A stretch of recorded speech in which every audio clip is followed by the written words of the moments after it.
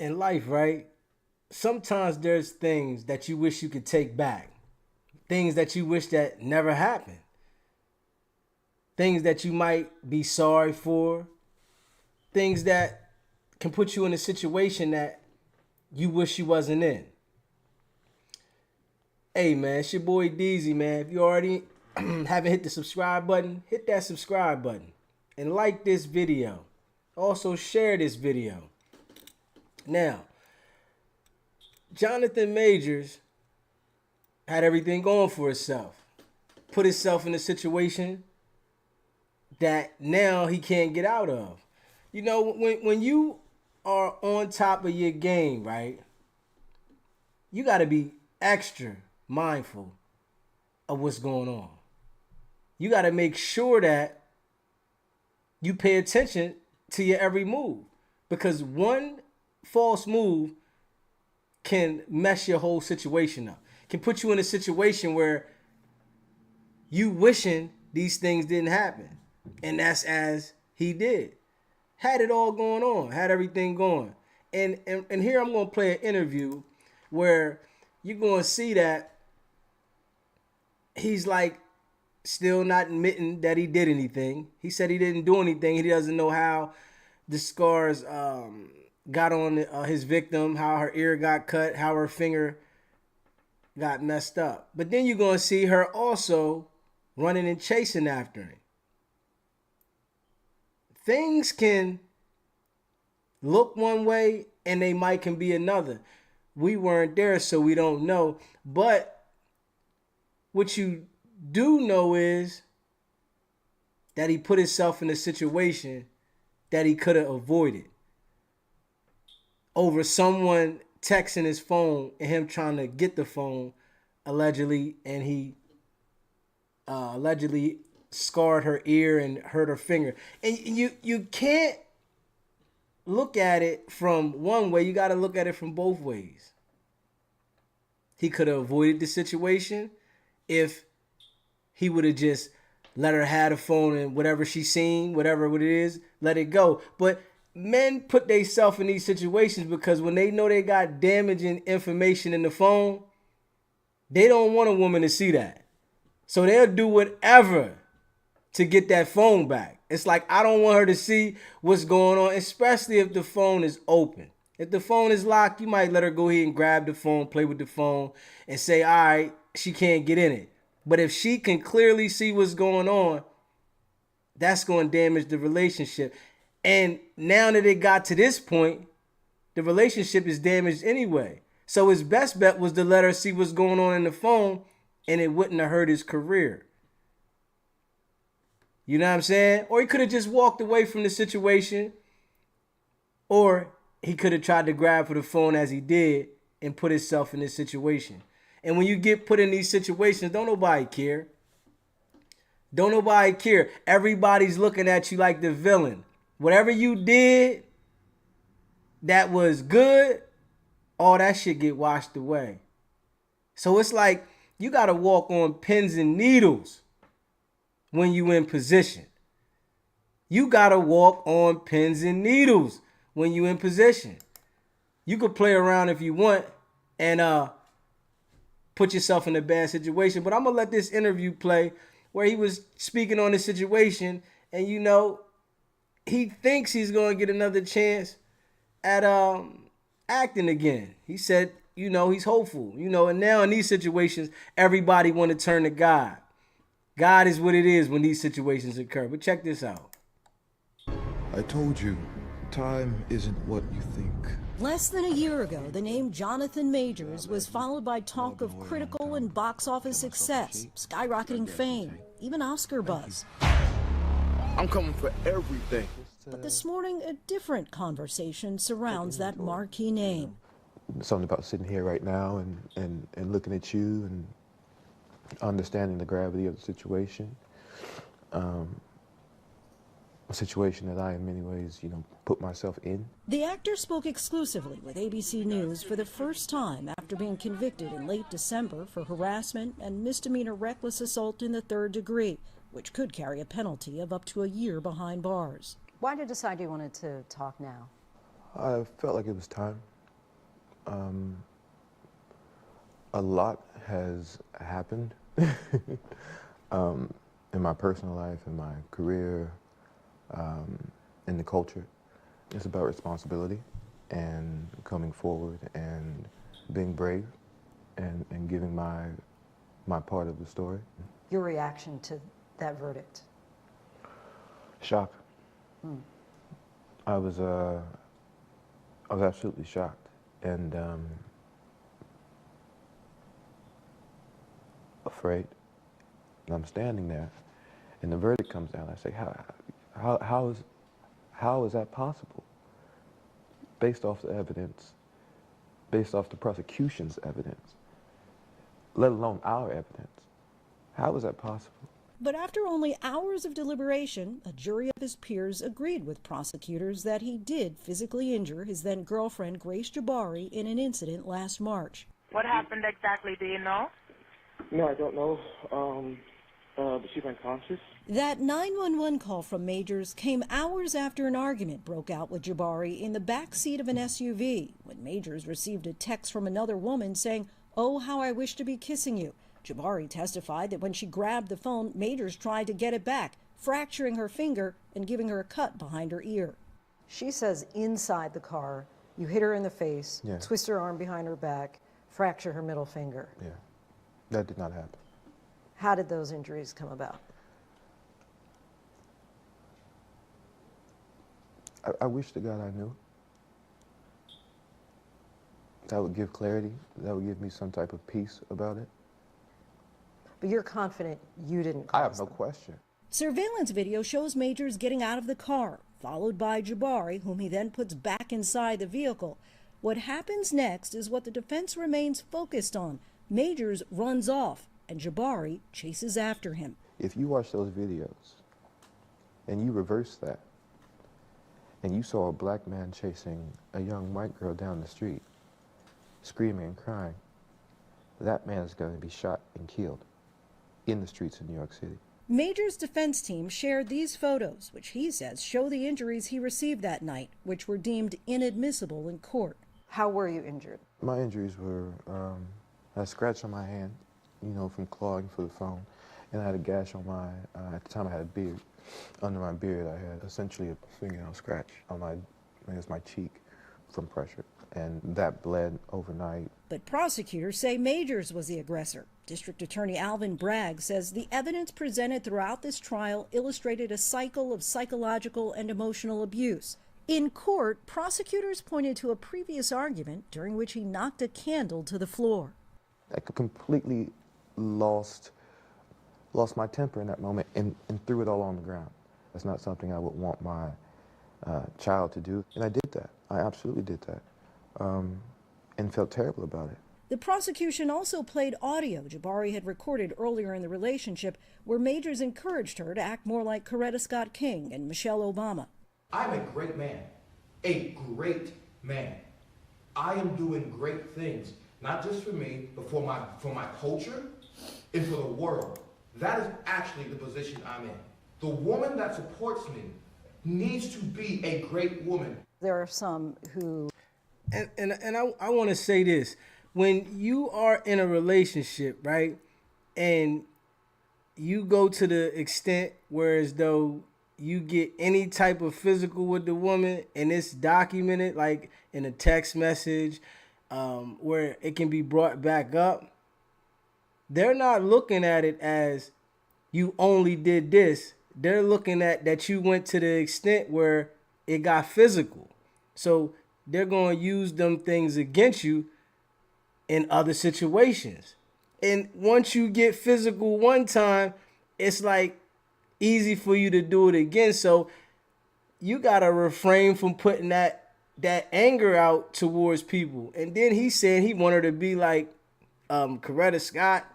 Like, she's a white woman. You know well, if you do something to a white woman, you are not going to get the benefit of the doubt to have your story listened to. It's like you need hardcore proof that what you're saying happened the way it did. You need video. If you ain't got video, what you saying don't mean nothing. Question, especially in the black community, as you're probably well aware, that people were saying, well, why was he telling this woman to be like Coretta Scott King and Michelle Obama? It was me trying to give an analogy of what it is I'm aspiring to be. You know, these great men, Martin, President Obama, and trying to give a reference point to that. One of the things I also say is, like, I need her, in that case, Grace, to make the same sacrifices that I am making. In a statement to ABC News, an attorney for Jabari said in part, "It is not at all surprising that Mr. Majors continues to take no accountability for his actions," adding, "The timing of these new statements demonstrates a clear lack of remorse for his actions." Do you feel you're not responsible for her injuries at all? I shouldn't have been in the car. I shouldn't have stepped out of the relationship. I shouldn't have been in the relationship. If I'm not in the car, none of this is happening. If I leave the relationship, none of this is happening. If I'm man enough or brave enough to say, I want to see somebody else, or I'm done now, I'm not in that car. We're not here. I'm responsible for those things. But none of her injuries. I can't say that. None of her injuries. Now, when he says that he's responsible for none of the injuries, he's totally lying about it, because it was a scuffle shown proof because he was scratched. If he was scratched on his face and on his arm, it was proof of a scuffle. So you mean to tell me you got scratched in both places and you didn't try to fight her away? You had a better chance of saying that you was trying to get her off of you. You was trying to remove yourself and you might have brushed across her. But to say that you didn't do anything in the situation and her finger was bent or swollen, you had to try to put force in the situation. And these are the things that people got to understand, that when you dealing with a woman, these things can happen if you allow it. You got to know when to walk away, man. You can't be trying to fight with a woman about the phone and you know you got more on the line. Is the things you got on the line worth you risking trying to get the phone back? And then you lose everything? You might as well let her see it. It's better to be upfront. If you in a relationship with a woman and you want to text other women, be upfront. That's how you know your game is strong. If you can be upfront and say, I got friends and this is who I deal with, you're going to get a different sense of respect from the woman. Either she going to mess with you for the situation that she want to deal with you in, or she going to leave you. But at the level when you are at the high in financial stability, playing them games don't never benefit you. There's no benefit to those games. Because when they turn on that switch of a woman that's hurt and scorned, you're going to see what it is. When they turn on that switch and say, you did this to me, or try to provoke you to fight them, you got to deal with those consequences. Ain't no, I didn't do this, I didn't mean this. Nobody's trying to hear that.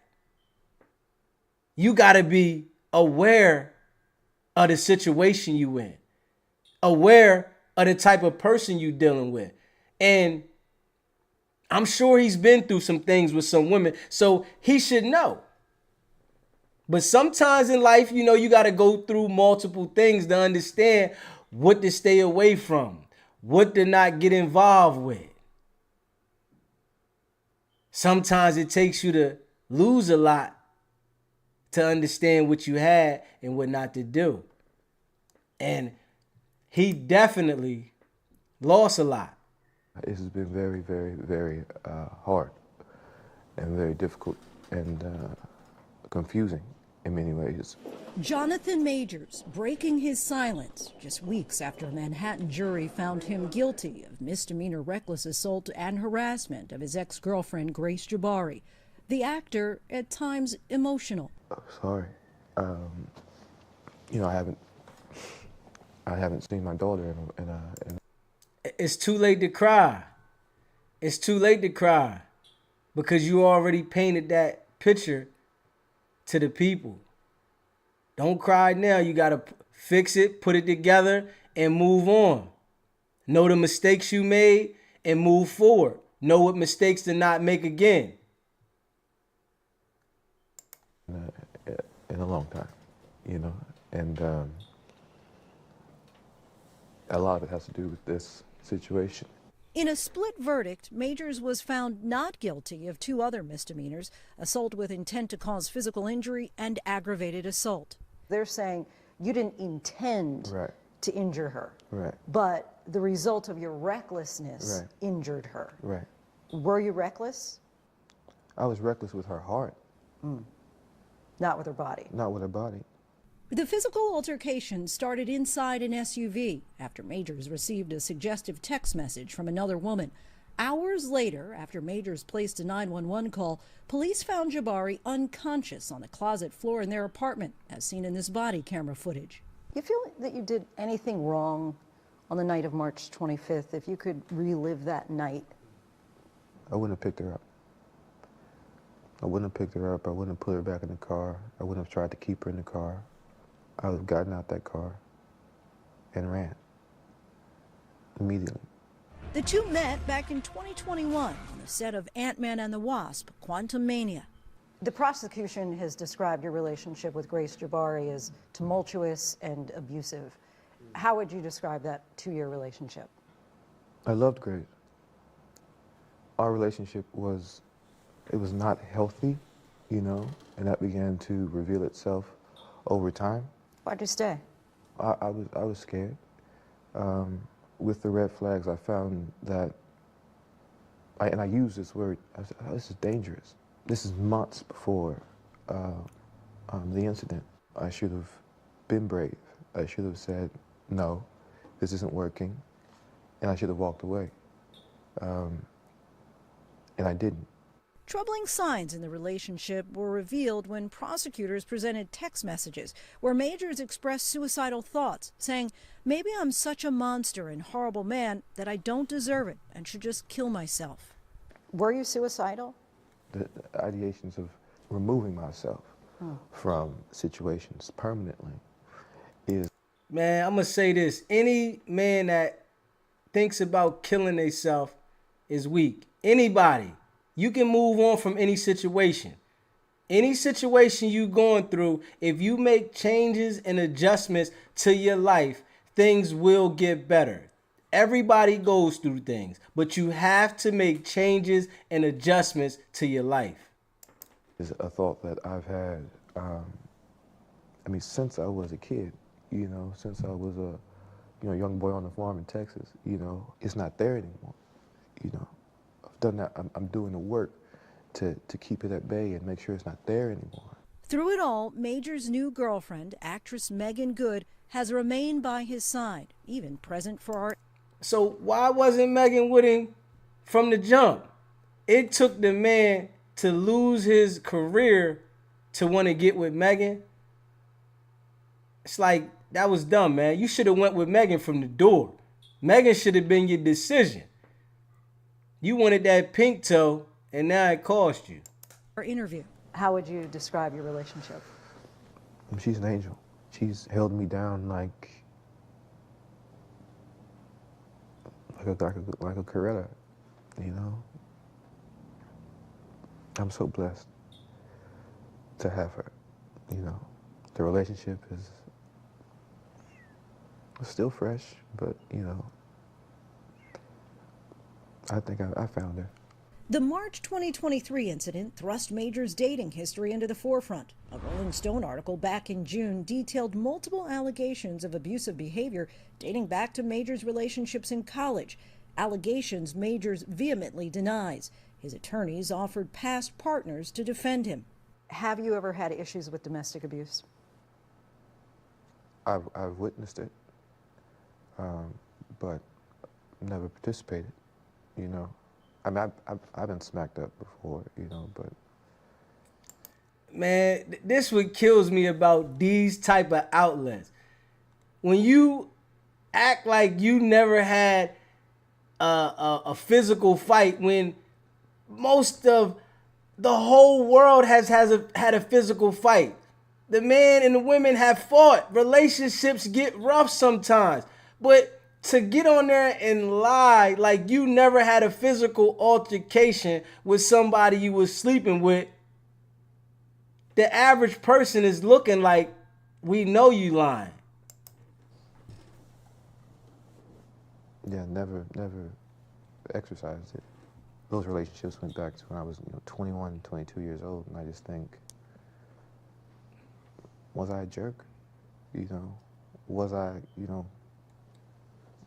a mean guy? You know, and I go. And don't forget, he is an actor. When actors go on different shows and try to explain themselves, all I think about is this is an actor doing this. If you can act in a movie and make somebody believe that you're this person in the movie, why couldn't you act like you didn't do something? Like, come on, man. Yeah, knowing what I know now, like, oh, severe depression, childhood trauma. I've had very few relationships, so I can gather what situations we're talking about. Yeah, I was not the best boyfriend all the time. But never hit a woman? Never hit a woman. My hands have never struck a woman, ever. After gaining critical acclaim for films like The Last Black Man in San Francisco, Major's once red-hot career is now seemingly at a standstill. And how are you feeling? Moments after the verdict, Marvel Studios dropped him. He was set to play the prominent character Kang in upcoming films. I am Kang! But despite the possibility of serving time, Majors believes the script for his career is still being written. You think you'll ever work in Hollywood again? Yeah, I do. I pray I do. But it's God's plan and God's timing. For those who say, look, he's convicted at this point, what would you say? I mean, do you deserve a second chance? Well, I think I do. I hope other people think that.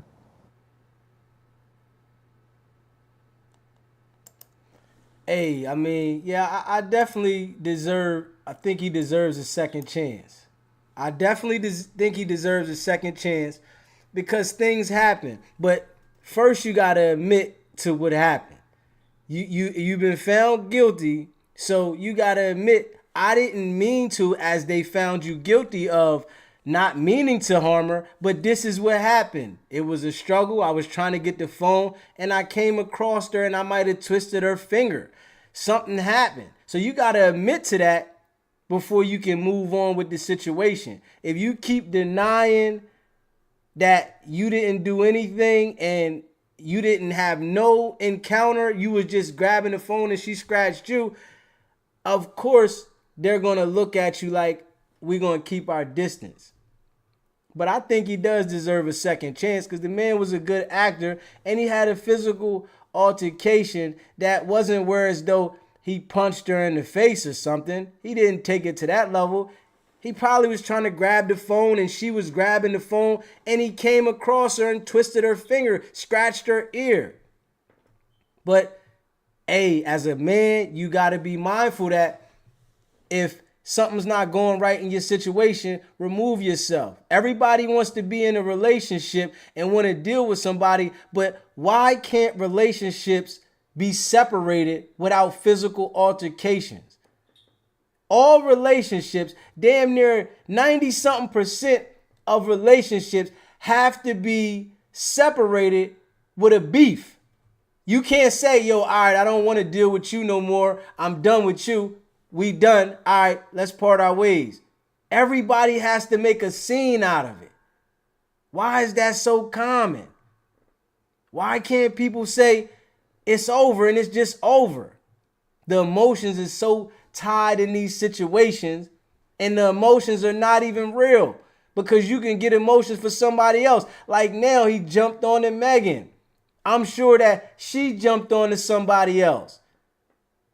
Why can't the emotions be separated without all the beef? This is the common thing of life. And it's just messed up that he played himself for the situation when you had everything going on for you. These are the things he sit back at night when you losing these deals and you don't got that money coming in for them deals, and you still got bills and you still got responsibilities. Hoping he don't have a habit, because if you got habits that you like to do every day and you lose the money that you was getting, you really gonna go into that depression. And depression can be crazy. It can take you all the way under. Some people never come out of depression, turn into different things, thinking that it's gonna fix whatever they going through. You can turn to this and turn to that, but don't nothing fix from you starting over and figuring out where you went wrong, and don't go in that direction. Getting high will never do it. Drinking liquor will never do it. You take that one sip, now you thinking every day or every other day you need to do this to medicate yourself to get you through, and you can sink. This can happen to anybody at any level. It can happen on a low level or high level. You can sink from thinking that turning to other things is going to suppress the situation you're going through. You just temporarily escape reality. That's all you do. And when it comes back around, you be drowning in something, hoping that things get better, but you done went too far. You know, I hope the brother get a second chance, man. And I hope he gets through it. You know what I'm saying? Because it's messed up that he got put in that situation, or he put himself in that situation, and you had to go to trial for that. You had to go to trial for that, and now you're facing a year in jail. I don't think they're going to send him to jail, but, you know, sometimes when the people are celebrities, right, they want to send them to jail to make an example. It might call for probation, but just to flex their authority, they want to send you to jail to let you know that you don't get a special privilege, when it could be you could just get probation, but it's publicized. So everybody's talking about it. Everybody knows about it. So the judge wants to put their stamp on it. And you got to think about it. The judge has emotions too. You don't know if the judge's daughter experienced that. So they want to set an example on you. And that happens in street things too. Like people that might be out in the streets doing wrong. And if you come in front of the judge wants to make an example out of you because their child is experiencing that. And I do want to say this. I got to say this, right? People that are in position, they have feelings about things too. So they make judgment off of their feelings when they're supposed to make judgment off of the structure of the law, the rules, whatever entity they're in, but they got emotions. So just because they're in position, you can't think that these people are a robot and they make decisions off of how things are supposed to go. They can make decisions off of their feelings. And sometimes they might go overboard. Because I've been seen in the past a judge over sentence a whole bunch of people and then call them back to court and re-sentence him and tell him he was having a bad day. So things like that can happen, man. You know, things like that really can happen. And you never know. And it could get crazy, you know what I'm saying? For real. Yeah, and the guy right here, right? I want to talk about my man that attacked the judge. The guy went totally left and he went at the judge and he just went too far with the situation, man. I really want to talk about my man because now that he went at the judge like that, he's going to regret it because he got 19 months for the situation that he was in court for. He got 19 months for that, right? And then he still has to go back for attacking the judge. And I think they said he's looking at 2 to 4 years for that, right? So he got 19 months for attacking the judge. And I'm sure, almost positive, that they're probably going to give him the max for attacking the judge. They're not going to have no leniency. Because the judge is going to be the one to sentence him and he attacked her. Why would she feel some type of way and say, I'm a be lenient on you? It's no cure in the world for him. He totally took it to another level. Violation. Went too far. Too far. Yeah, he went too far with that one. Nobody can feel sorry for the man. Not at all. I'm trying to catch this video. Let me see. Where is the video that I want to catch? He went too far on that one.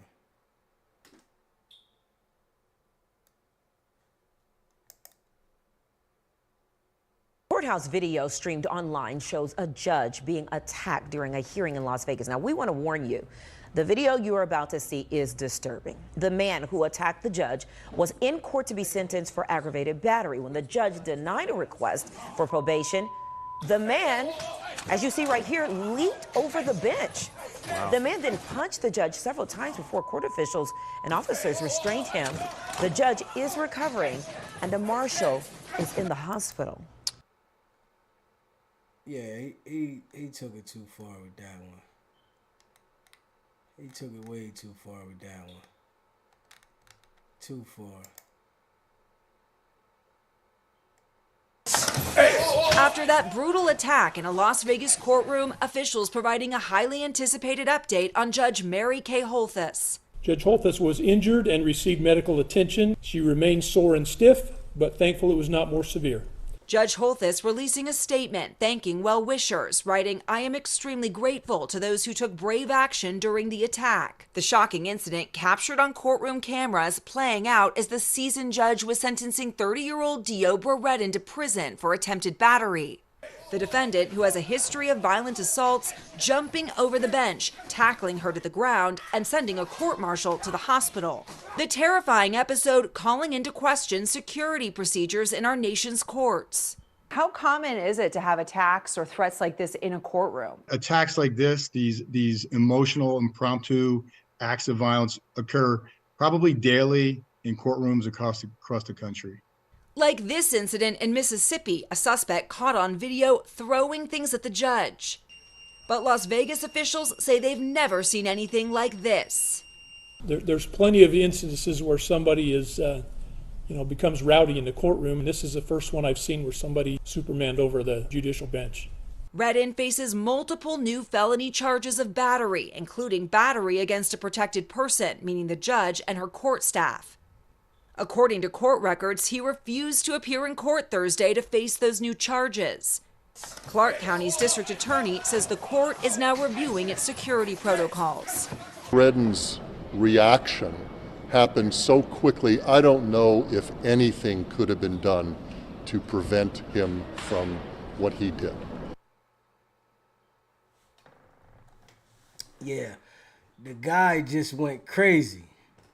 And he's not thinking that they're going to give him another 4 or 5 years for that situation. It was straight stupid. You didn't solve anything by going to that extent, man. People don't think, man. And, you know, you can't even take that back. There's no taking that back at all. Put yourself in a situation where you're going to get more time. And he probably was only going to get 6 months. The judge probably was going to give him 6 months for fighting on his girl. He was fighting on his girl. She told him she was going to send him to jail. And he just went after her. It take 1 second to make a wrong decision that can change your life. And after a few months goes by and he's sitting in jail, that's when it's going to register. I could have been home. Why did I put myself in this situation? And then you want to take it back. You got to think, man. Those that don't think, it's like you fuck yourself. The judge might had a hickey or two, but you ain't accomplished nothing. What did that accomplish? Sometimes people don't see it till it's too late, man. And I say, I can't feel sorry for him when they stick it to him and he's sitting in jail for 5 to 7 years because he already got 19 months for the first situation. So she gave him 19 months. She might have gave him 90 days. He might have only got 90 days in jail for whatever he was in there for at first. But being as though that he took it to that extent and you want to fight the judge, now you looking at that 19 months and another 2 to 4 years for the other charges. And they might, and you listen to this. They might, while he's in there, not give him no good time and give him write-ups. And, you know, sometimes in those situations, they will make certain things up to not let you go. This can happen. You'll be in there thinking that you're about to get out, and then something else comes up. So is it really worth it? Is it worth putting yourself in that situation? I really don't think so, man. You know what I mean? I want y'all to leave a comment. Let me know what y'all feel about it. Do y'all feel it was worth it? Do y'all feel that it was worth it? Because I don't see it being worth it. Not one bit. I can't see it being worth it, man, to play yourself, to go after the judge. Why would you go after the judge knowing she already ready sentenced you and you're not going to get nothing off but a couple swings? And what they going to do is they going to restrain him, put him on medication in jail. That's it. He's in jail on medication, being restrained, and you're not getting nothing out of that, man. It's nothing you getting out of that, man. Straight retarded. That's crazy though, man. Hey, man. I'm like, hey, man, that's what he wanted. I guess being as though that he got his couple hits off, right? He got what he wanted. And they gonna sit your ass down for that, man. They not feeling sorry for you, man. Not one bit. And when they sit his ass down and it registered that he was being stupid, he gonna wish he ain't do that shit. That was the dumbest thing you could have did. These people judging your life and you gonna go after them. And you in there for this type of situation. You in there for this situation and you go after these people. How does that sound? You in there for this situation and you go after these people. You think that you got it under control. Like they not gonna handle you like that. Like they not gonna sentence you to the max. Give you some time to think. Give you some time to sit there and really think. Why did I do this? What was I thinking? Was this smart? Did this make any sense for me to go at the judge? The fuck? Don't put yourself in that situation, man. Know that these are the consequences when you do things wrong. You got to go in front of somebody else. How do we keep ourselves out of the situation? Drinking, smoking, doing drugs is an easy way to get yourself in these situations, man. If you smoking and you drinking, you liable to make bad decisions. You might think you got it under control, but you liable to make bad decisions. How did that become the way of partying? How did alcohol and drugs become the way of partying? That's the only way that we feel that we can have fun, huh? The only way is alcohol and drugs. We can't have fun no other way. I guess we can't have fun no other way. We got to be on something. We got to be out of our mind. But those consequences get crazy. Straight up. Those consequences, they get crazy. And it ain't worth it. You know what I'm saying? It ain't worth it at all, man. Let's see what else we got going on here, man. What else we got going on here, man? What else we got going on here, man?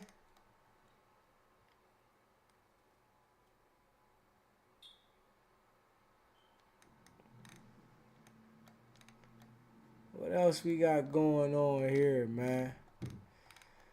You know, let me check something out here. You know what I want to see? I'm trying to check on something.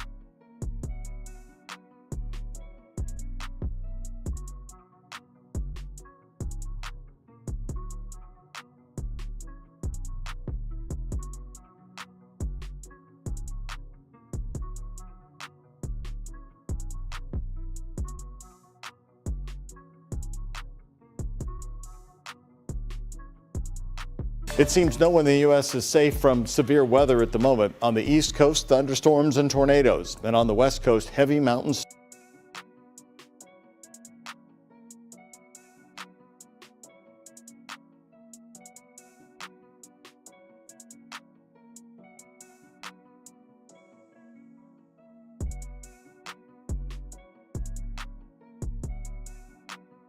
It's easy to get caught up in our day-to-day lives and the hustle and bustle of what comes next, where we need to be.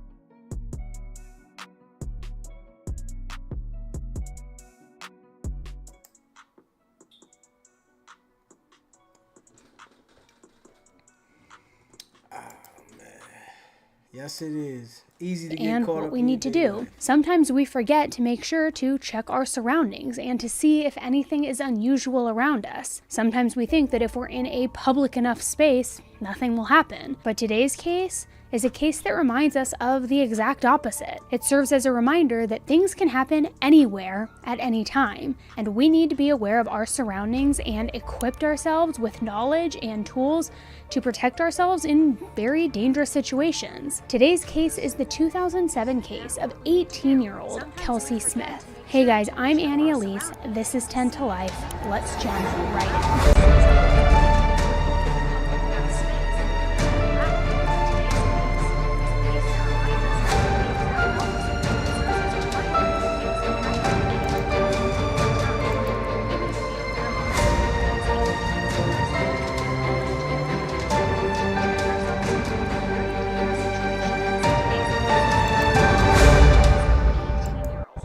Kelsey Ann Smith was born to... This is 10 to Life. Let's jump right in.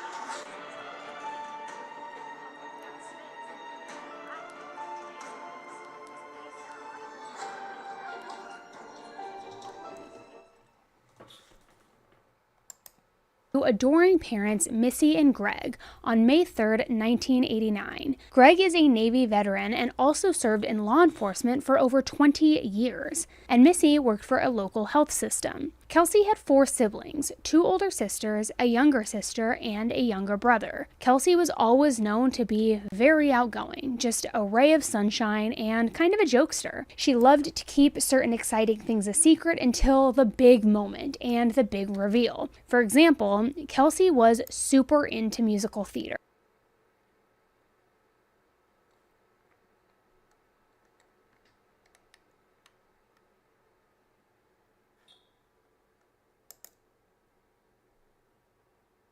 We are learning more bombshell accusations and revelations as another trove of legal documentation connected to Jeffrey Epstein and his alleged sex trafficking ring are released. In this 4th wave, there's mentions of videos, photographs, and a secret server. Trial attorney Rich Schoenstein comes on to break down what to make of it all. Welcome to Sidebar, presented by Law and Crime. I'm Jesse Weber. So we've been closely following the release of all of these documents in the Jeffrey Epstein saga, bringing you what you need to know from thousands of pages of testimony, legal filings, and more. And this legal paperwork is all being released thanks to New York Judge Loretta Preska, because she decided back in December that documents related to a defamation lawsuit filed against Epstein's accomplice Ghislaine Maxwell could be released publicly, with most John and Jane Does being identified. Now, Jeffrey Epstein, of course, was the financier convicted of state sex crimes charges back in 2008 under a very controversial non-prosecution deal that saw him avoiding more serious federal charges. But he was arrested or rearrested years later on federal sex trafficking charges. And while he was awaiting trial in 2019, he killed himself in his jail cell. As for Ghislaine Maxwell, she was convicted of sex trafficking-related charges in 2021, and she's currently serving a 20-year prison sentence. Now let's talk about Virginia Giuffre, formerly Virginia Roberts. She filed that defamation suit against Maxwell in 2015 for statements that were made by Maxwell questioning Giuffre's claims of abuse. This case was actually settled out of court, but there were still huge amounts of paperwork that were filed in the trial, or filed in the case, I should say. Media outlets, specifically the Miami Herald, have worked for years to get all of this paperwork released. And now we are seeing it. But we want to remind you, and this is I always have to mention this, not everyone named in these documents is accused or guilty of nefarious or criminal activity. Okay, they could be former employees, they could be victims, they could be associates, even people just mentioned in passing during deposition testimony. But this new round of documents that was released on Monday, it once again names some pretty high-profile people like Bill Clinton, Donald Trump, Richard Branson, and there are also mentions of photos and videos. Let me bring in right now trial attorney Richard Schoenstein, who knows a thing or two about very high-profile litigations. Rich, thanks so much for coming back here on Sidebar. It's been a minute. Jesse, my pleasure. My pleasure to see you. Let's, I don't even know where to be. You know what? Before we even get to what was released in this latest batch, and there's a lot to get to. I'm telling everybody right now. Everything that's been released beforehand, what's your overall take? We haven't had a chance to talk about it. Sure. And I think you set this up really well because this is a civil case. This is a defamation case dating back to 2015. And what happens in these cases is all sorts of documents are filed by the parties, usually as attachments to various motions. And civil litigation is notorious for parties trying to mark everything confidential. Everybody wants to mark everything confidential and file it under seal, and judges generally hate filing stuff under seal. One, because it's a pain for the courthouse staff, but also because there's this thought that if you're litigating, you're subjecting yourself to public access in the courts. You shouldn't be able to do that on the one hand and keep everything secret on the other hand. But for whatever reason, there were troves of documents that were marked confidential and filed under seal. And basically what Judge Loretta Preska has ruled recently is that many of those documents either weren't confidential in the first place, aren't confidential anymore, or don't merit continued sealing, and they're being released. That seems perfectly appropriate to me. And also one more thing to add to that. I mean, this was a litigation between two people who were saying each was lying, right? And so I take a lot of this with what we're hearing with a grain of salt, right? These are allegations. I don't see it as, oh my gosh, now we have the proof of who was on the island, who was participating. I don't see that connectivity. I don't see this spurning criminal investigations and prosecutions now because, A, I don't think you have that, but B, if that was the case, we might not have seen the release of all this information. I agree with that for two reasons. One, most of what we've seen is not a firsthand account of anything. We see a lot of this person heard from another accuser that these people did something. So that's not automatically credible in any event. But also, I haven't seen any really tangible allegations of affirmative misconduct. This person had sex with an underage female, some sort of very graphic, very tangible allegation that could be used in that way. Talking all this Jeffrey Epstein-related litigation, if they had proof of these people, big names, doing something with them kids, they would have locked them up.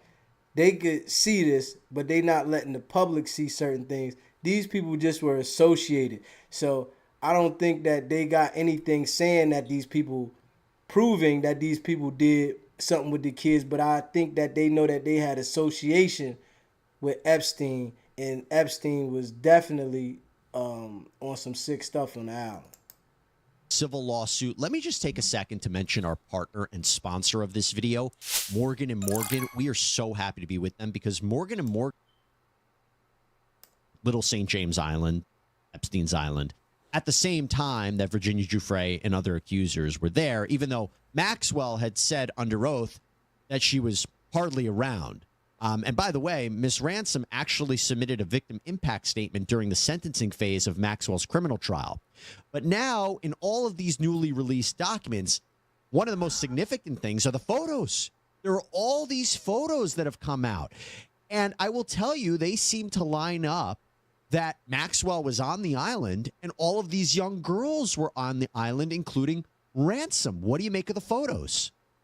I think they support what we already know, which is that there were bad things going on this island, and that Maxwell was involved, which I think we already know, and that there were a lot of young girls there for, bad reasons. I think it supports that.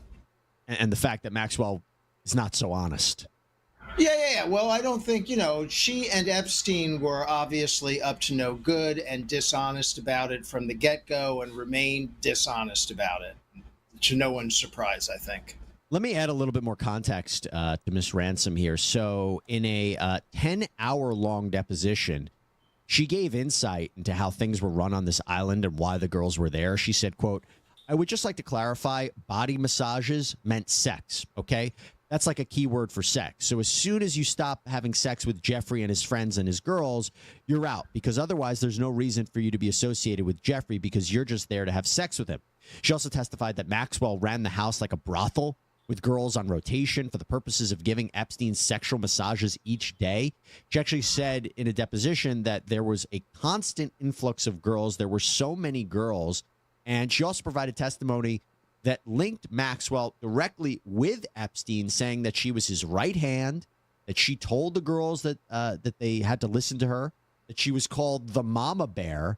So again, like we said, not only showing that Maxwell wasn't being transparent, but I thought this was interesting because it definitely gave a little bit more context to understanding what happened. Yeah, it gives more context. It's really gross, obviously, what she is describing. You might question the credibility of this witness. I don't know how much we know about that, what her ulterior motives might have been to testify in that regard. But it does seem to line up with what we've been led to believe about this island. It's consistent with other allegations. It's consistent with what we've heard of from other accusers. But now let's talk about the biggest bombshell. This is the one that everybody's been talking about and the most controversial in terms of credibility. So one of the big revelations making headlines is that Epstein may have secretly filmed his celebrity friends having sex with underage girls. So Sarah Ransom made that allegation. Now, if Epstein recorded the celebrity friends messing with them underage girls, that information gonna come out. If they got video of him recording them underage girls and celebrities messing around with them, that video's coming out. And that information's coming out. Somebody's going to jail. And whoever involved with that going to jail. Because that right there, that can go a long time before they put charges on that situation. They not letting that go and don't answer. In emails with a reporter for the New York Post back in 2016, she said that a friend of hers slept with former President Bill Clinton, Prince Andrew, billionaire Richard Branson. Quote, thank God she managed to get a hold of some footage of the film's sex tapes, which clearly identify the faces of Clinton, Prince Andrew, and Branson having sexual intercourse with her. Frustratingly enough, Epstein was not seen in any of the footage, but he was clever like that. When my friend eventually had the courage to speak out and went to the police in 2008 to report what had happened, nothing was done, and she was utterly humiliated by the police department, where she went to report what had happened with Epstein, Clinton, Branson, and Prince Andrew. Now, Miss Ransom later retracted those claims. Yeah, she told the reporter that she wanted to, quote, walk away from all of this. In an email, she said, quote, I shouldn't have contacted you, and I'm sorry I wasted your time. It's not worth coming forward, and I will never be heard anyhow, and only bad things will happen as a consequence of me going public. This will just create pain. If that did happen, they threatened her. If they did mess with that girl when she was young and she told about it, it was some big name people threatening her, and she didn't want to go through it because she knew that things in her life would be never be the same. For my family and they have already helped me pick up the pieces once again. I can't ask them to do that again. Now, just to add a little bit more context to that, in 2019, in a New Yorker article, Ransom added that she had invented the tapes. Why? To draw attention to Epstein's bad behavior, to make him believe that she had evidence that would come out if he had harmed her. So it was kind of blackmailing him. So with all of that description, how should we be thinking about these tapes, Rich? Okay, well, first of all of that goes to the credibility issue I just mentioned. The fact that this person had one story and then retracted it and then said something different. I mean, you have to take with a grain of salt what she had to say. Obviously, the prospect, Jesse, that there is video footage of any of this is tantalizing to everybody who has any interest. I mean, there would be no better evidence of what people were involved, what they were up to, and what went on that island than video. So, you know, we're all fascinated to see if it actually exists. One would think if there was video evidence, we would have seen it by now, or right. It would be confirmed somewhere else, but you never know.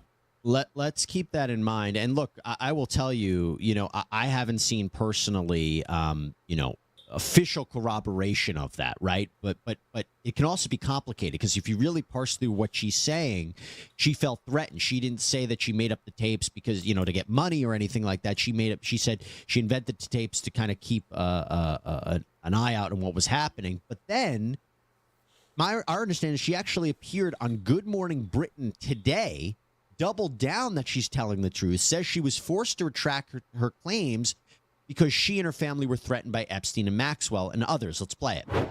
There are videos that exist. The people that know they exist, I'm sure, are very frightened of them being released. So how do you know then that Epstein had cameras on the island? It's no secret that everything was recorded. Multiple victims have come forward confirming my account, along with others. I've also seen recordings in his office. What do you make of that now? I find it positively tantalizing that there might be video evidence of some of this. Now, it seems a little odd to me if she's saying everybody knew this was being videoed. Are you telling me all these high-profile people went to this island, had sex with underage women knowing it was being videoed? I mean, were they that foolish? I find that a little bit hard to believe. Or it was secretly recorded. It was secretly recorded, right? I find that a little easier to believe that if somebody set up this kind of island and had this going on, that they might want to record some of it. I could, one can imagine uses for that. You mean like Epstein might have wanted, again, assuming these tapes exist, assuming she's telling the truth, that it was a way to blackmail these people? Yeah, for potential blackmail down the road, or for protection if the people tried to turn on you at all, you would always have that hanging over their head. But, I don't know. He's deceased, obviously. Maxwell isn't talking. If the minute we see one of these tapes, we'll know they exist. I thought it was interesting. And look, we really don't know. I'm trying to piece together what the different, statements from Miss Ransom, because at one point she had said, I have backed up the footage on several USB sticks and have securely sent them to various different locations throughout Europe with only one other person close to me knowing where their locations are, just in case anything happens to me before the footage is released. News Nation reported that. Now, let me ask you, again, when you hear that and you hear there's issues of her credibility, and we know that Virginia Giuffre actually backed away from her claims against Alan Dershowitz, it doesn't mean that none of this happened. It doesn't mean that these people weren't abused by Jeffrey Epstein and high-profile people and Ghislaine Maxwell. But it does, I think, cast a little bit of a shadow, a little bit of doubt when people are reading this. Does it not? In a sense that there's questions here, and I'm curious what you think that effect of that will be once we have all the release of all these documents. But you're seeing there's some issues here. Yeah, there's definitely some issues here. I'm not surprised that somebody who would make allegations of misconduct against a specific person would back away from them. It's real hard to go public. Still, we've gotten better, but it's real hard to go public with that kind of allegation against a powerful individual. You're attacked in social media and everywhere. And I can see somebody throwing up their hands and saying, I can't do that anymore. I'm going to back down. I'm understanding that a story might change over time. Very interesting now that she's shifted and gone back to the story that the tapes do exist. That sort of interests me. You mentioned a high-profile individual. Let's talk about former President Donald Trump. Now, he was previously mentioned in documents that have already been released since last week. Specifically, there was an account of an alleged Epstein victim who said that when she was on a plane with Epstein, they were in bad weather, and Epstein allegedly made a comment, let's go to Trump's casino, divert the plane there.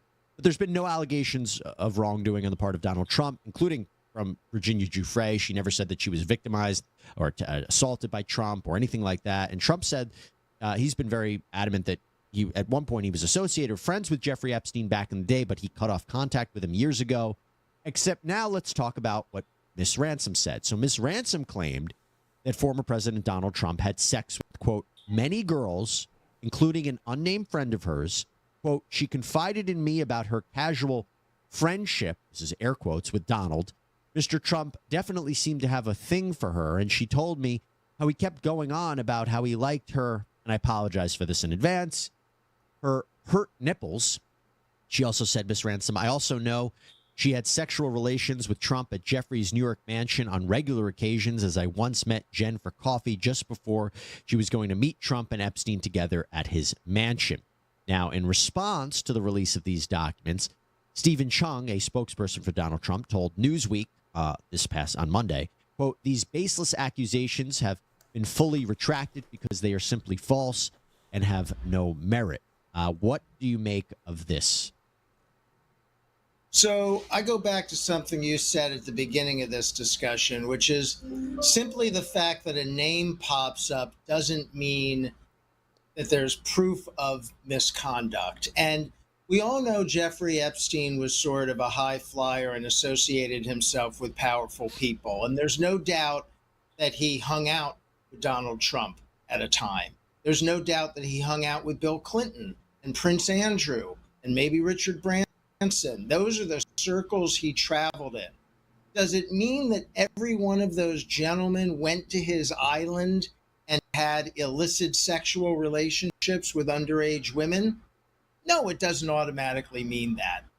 It could be that they were associated with him or knew him or socialized with him, but didn't do that. That is certainly a possibility. But it does get you thinking.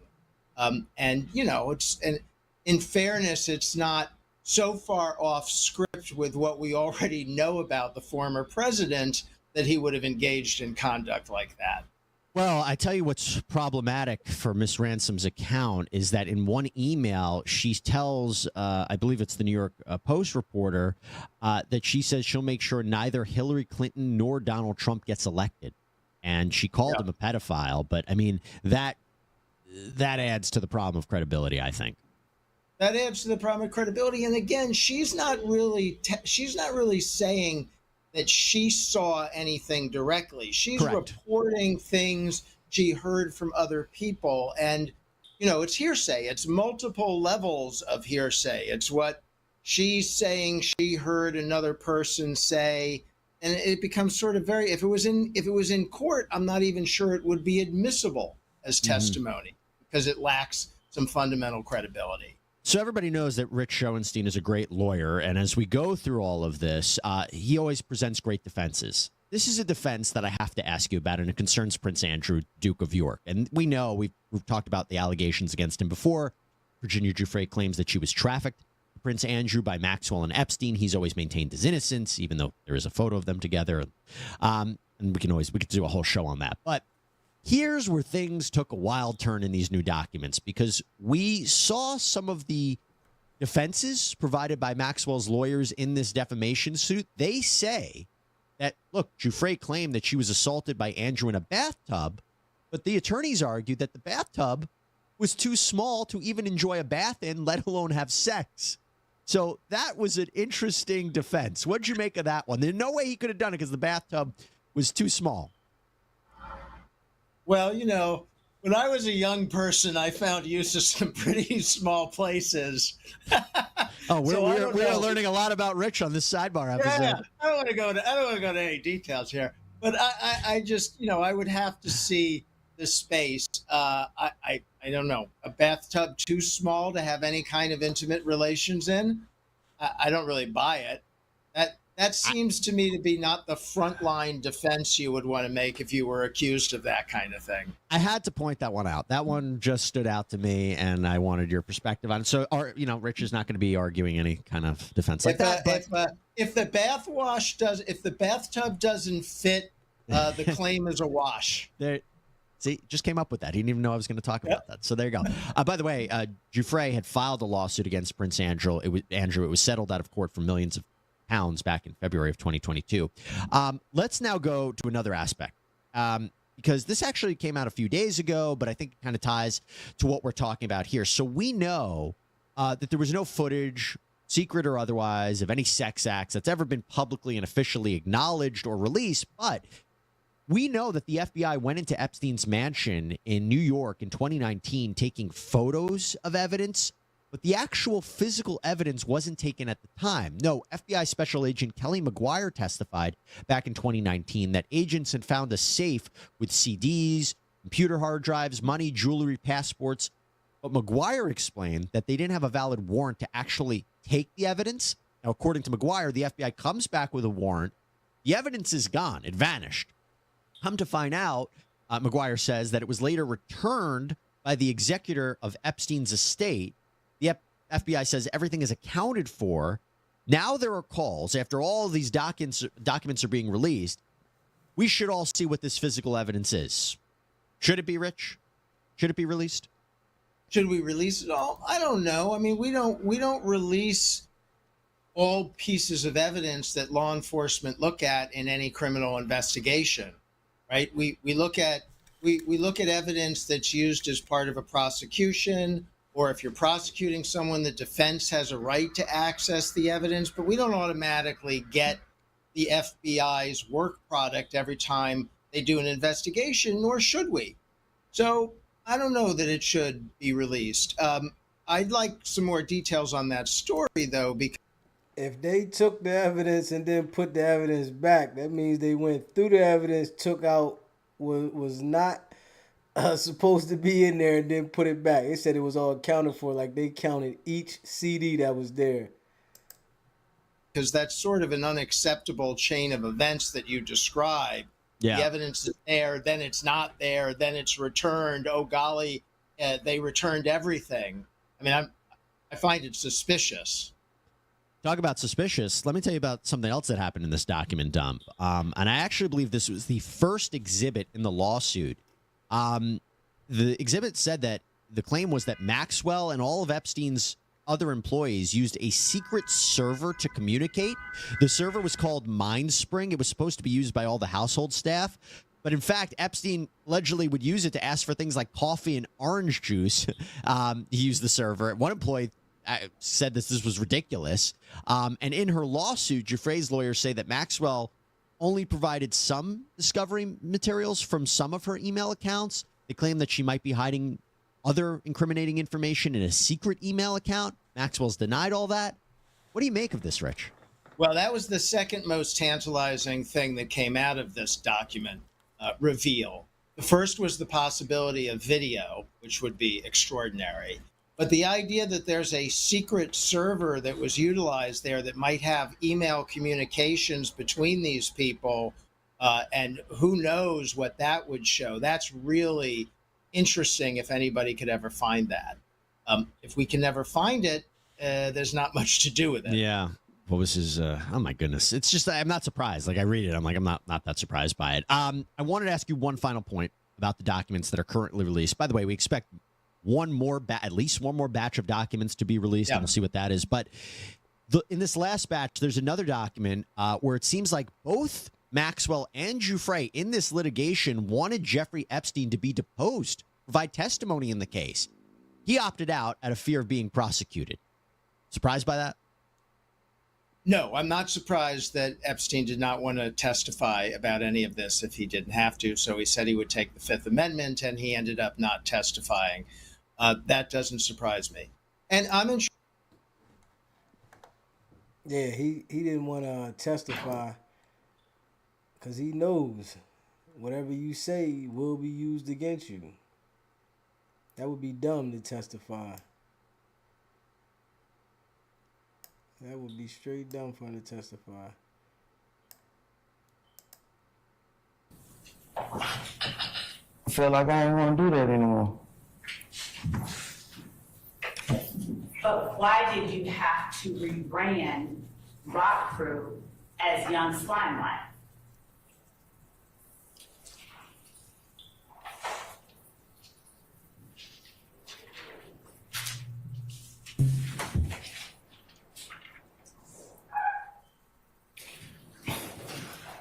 I didn't want to feel like I was going to still be a knowledge of like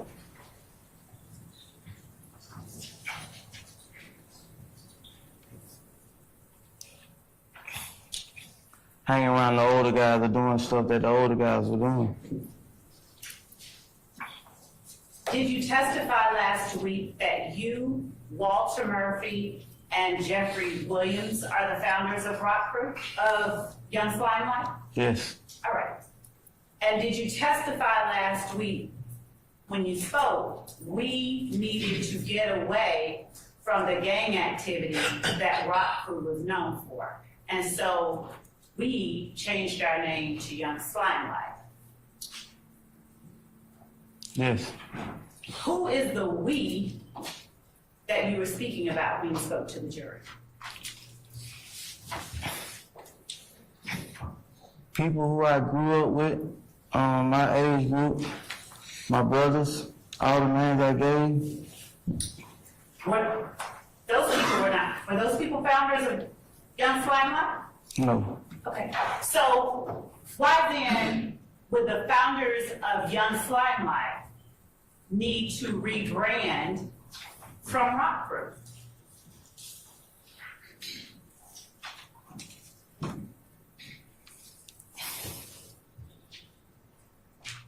Why did I rebrand from Rock Crew to YSL? You said last week, did you not? Yes. That you did not say you. Yeah. You said we. So why did we, as you put it, need to rebrand to Young Slimelight? So that using the we word wasn't even like intentionally. That's just the direction I was saying. What does that mean?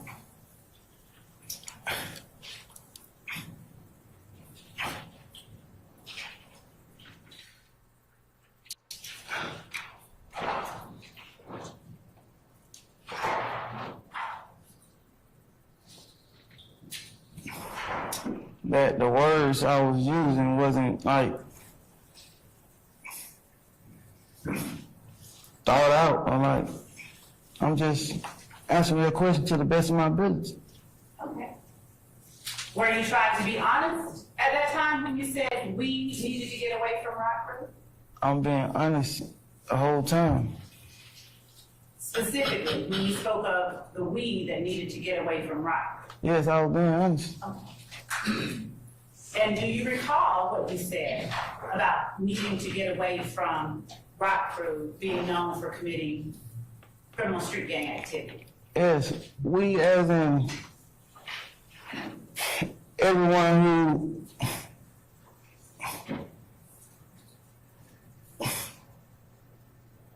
was willing to do something else. That's we as in it, yeah. Were we not talking about the founders of Rock, of Young Slimelight? So, a lot of stuff being said, and I'm trying to my best ability to follow the questions and follow with my answers. Who is telling you a lot of stuff? You asking me a lot of, not telling you, asking me a lot of stuff. Was there any part of what I didn't, or what I asked you last week that you didn't understand? Yes, but I'm making my best to process it. And do you feel like you can't ask me to clarify?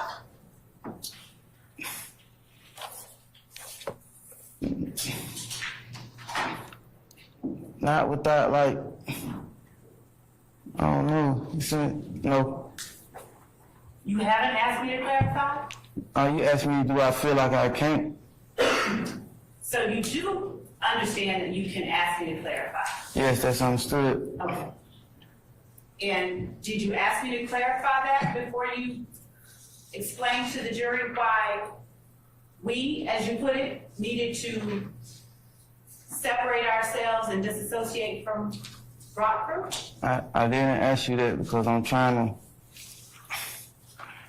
do my best ability to follow up and not keep saying that I don't understand.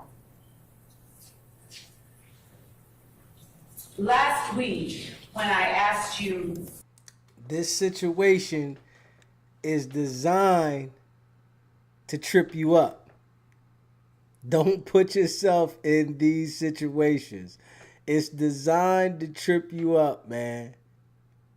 Don't commit crimes and don't hang out with gangsters. This is the result. Whether there were members who were rock crew in this courtroom besides yourself, you said that there were none. Do you remember that? Yes. Let me ask you this. Which of these defendants in this courtroom right now are members of YSL Young Slime Life, the gang?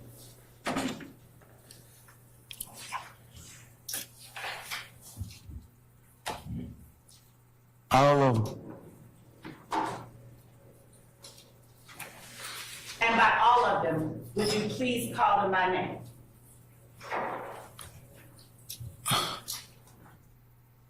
Quay, Rod, other Quay, Thug, SB, and yeah. This is the results. They are going to use your friends, your Facebook posts, your Instagram posts to have your friends turn against you. Only some will stand up, but most will fold. These are the results, man. You said Thug, so you do call Jeffrey Williams Thug? Yeah. And Yak, is that Diamante Kendrick? Yes. SB, is that Shannon Stillwell? Yes.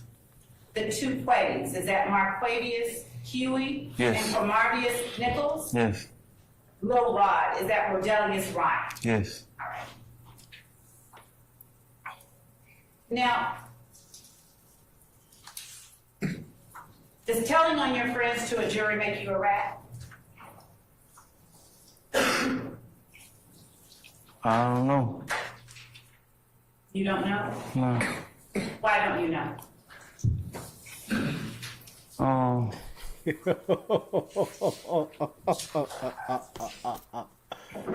don't feel like telling the truth should make you a good or bad person.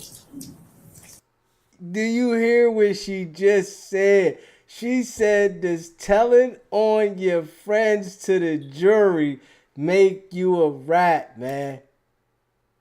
God damn. Like, they just play you. They just throw you out there, grab you back. Throw you out there, grab you back. I'll just start.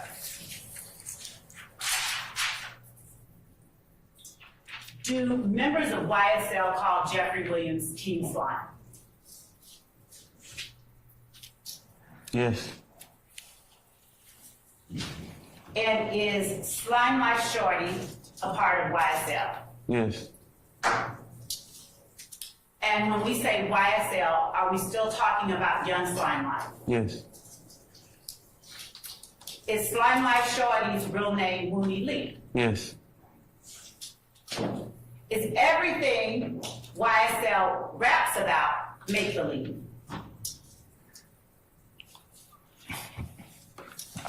I can't answer that. I don't know.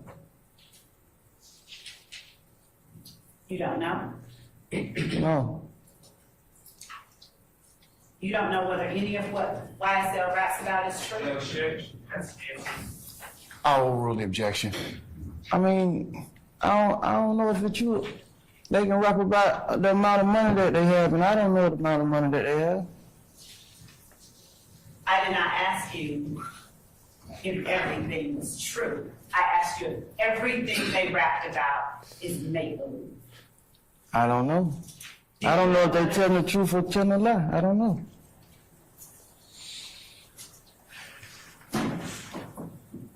Do you know whether some of what they say is true? Your Honor, calls for speculation.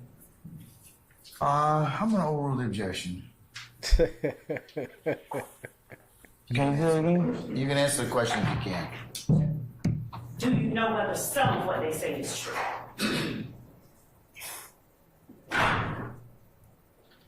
It could be some truth in some of the songs. That's not what I asked. I asked if you know whether some of what they say is true. I don't know. You don't know whether you know? I'm asking you. Asked me, did I know if some of the stuff? I don't know. I can't. I'm not in their head. I don't know. I don't know the answer. Have you heard Jeffrey Williams rapping about Rockford?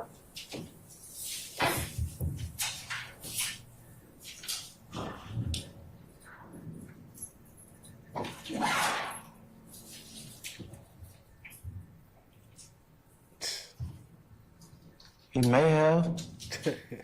That's a long time ago. How do you know it's a long time ago? I'm answering if, like, I'm saying, like, he may have, but if it is, it's a long time ago. I don't think, like, now. When would it have been that he would have been rapping about Rockford? I guess towards the beginning of the career. Do you know, as a founder, and when you say the beginning of his career, are you talking about the beginning of his career with Young Slimelight? The beginning of rapping. You asked me about rapping. Yeah. Do you know why Jeffrey Williams would be rapping about Rock Crew? No.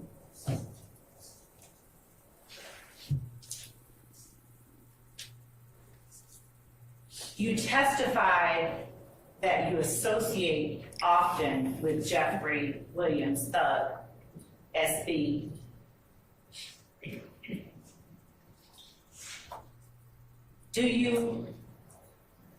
Would you name for the jury the other members of Young Slimelight, the gang?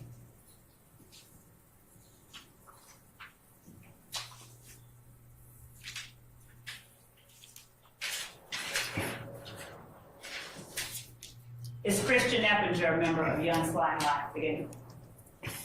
I really don't even know him.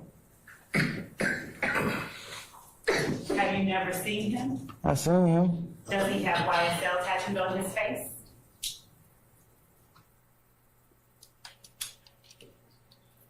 I don't know. I don't even feel like I've been that close to him.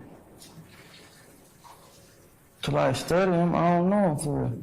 Why was it that you chose to put YSL and permanent ink on your body?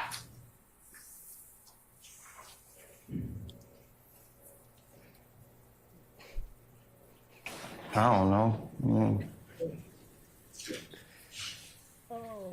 I really don't have an answer for that. I just chose to do it. I appreciate your honesty. Is a trap a place where people sell drugs? Yes.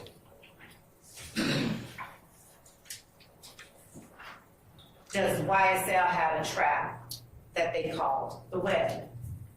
No. Does YSL have a spot that they call the web? Yes. What is the address of the web? 2531 Brownsville Road. 2531 Yeah, if I'm not mistaken, 25. Brownsville Road? Yes. Do YSL members call Jeffrey Williams Spider? Yes.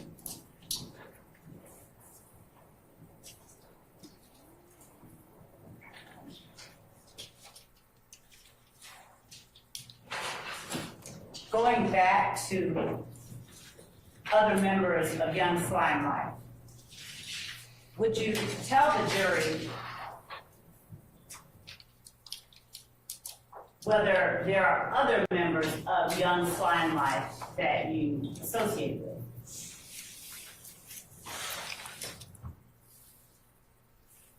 Yes. Would you tell the jury the names of those people?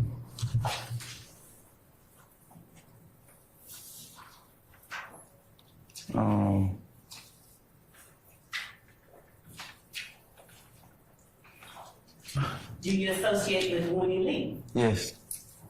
How often do you associate with Mooney Lee? Often. Do you associate with Quantavious Greer? Yes. How often? Often. Is Quantavious Greer Young Slimelight? Yes. Is he a member of Young Slimelight, the gang? Yes.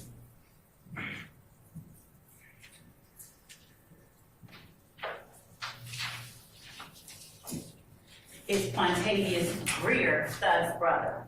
Yes. What about Miles Farley? Is Miles Farley a member or associate of Young Slime Life Again? Yes. Is Martinez Arnold a member of Young Slime Life Again? Yes. Is Martinez Arnold also called Duke? Yes. What about Durante Beebe? Yes. Is Durante Beebe called B also? Nah. What do you call him? BB. And Beebe, is he a member of Young Slime Life Again? Yes. Is Javaris Bradford or Tuda a member or associate of Young Slime Life Again?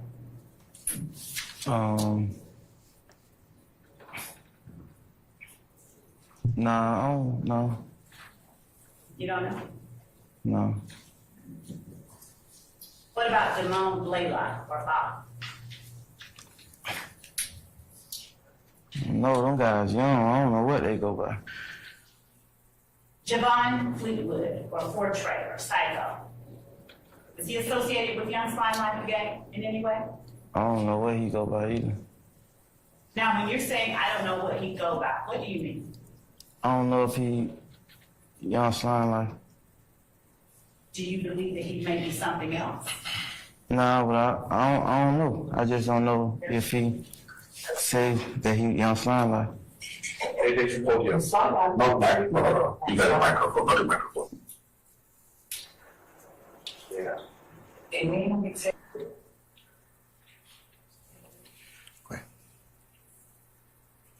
How do you know that the other people we just talked about are members of Young Slime Life, the gang?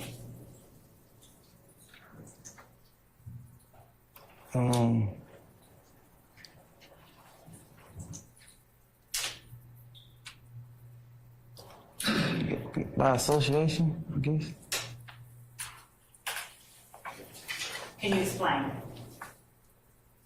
Cause we all hang with each other. Demekion Darlington, is he a member of Young Slime Life? Yes.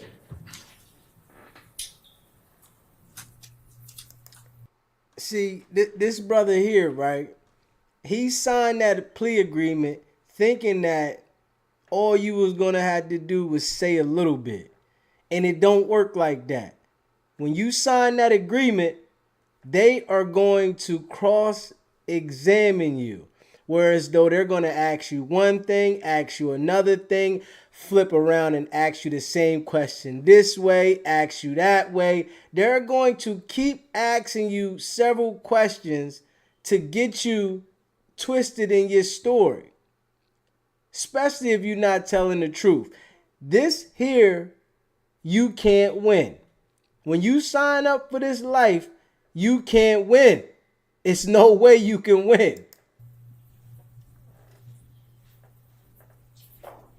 And you talked about one of the nicknames for Demekion Darlington last week. You said it was Lil D. Mm-hmm. Is Demekion Darlington also known as Scarface? Yes.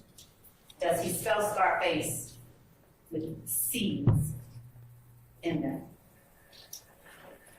Does he spell the word Scarface with C's in the name? Or does he spell it with S-X-A-R-F-A-X-E?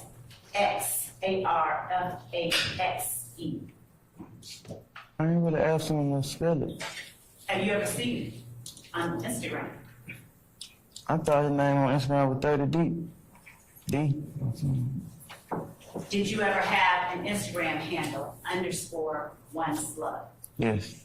Did you have that Instagram handle in 2021 and 2022? Yes. And did you communicate with other members of Young Slime Life via Instagram? Yes.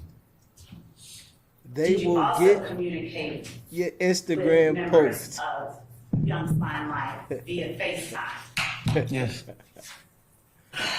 Were there any particular times that you would prefer to use FaceTime over a regular phone call? Yes. What times would those be? When you're talking to members of YSL? Oh, geez, that's the microphone. One moment. Stop playing on.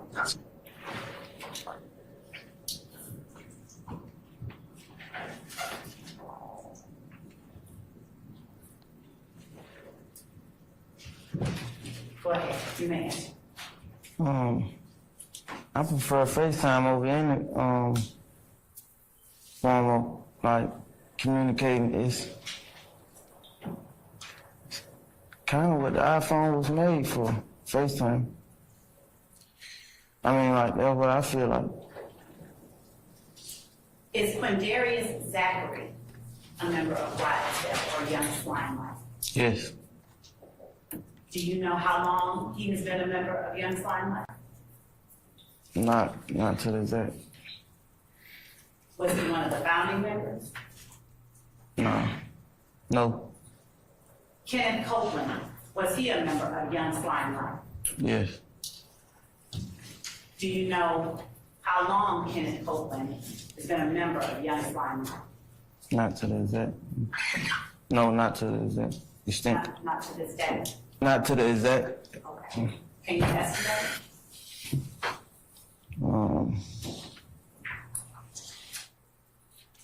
Not for a while. Does a while go back as far as 2015? Yes. Does it go back as far as January 1st of 2015? Yes.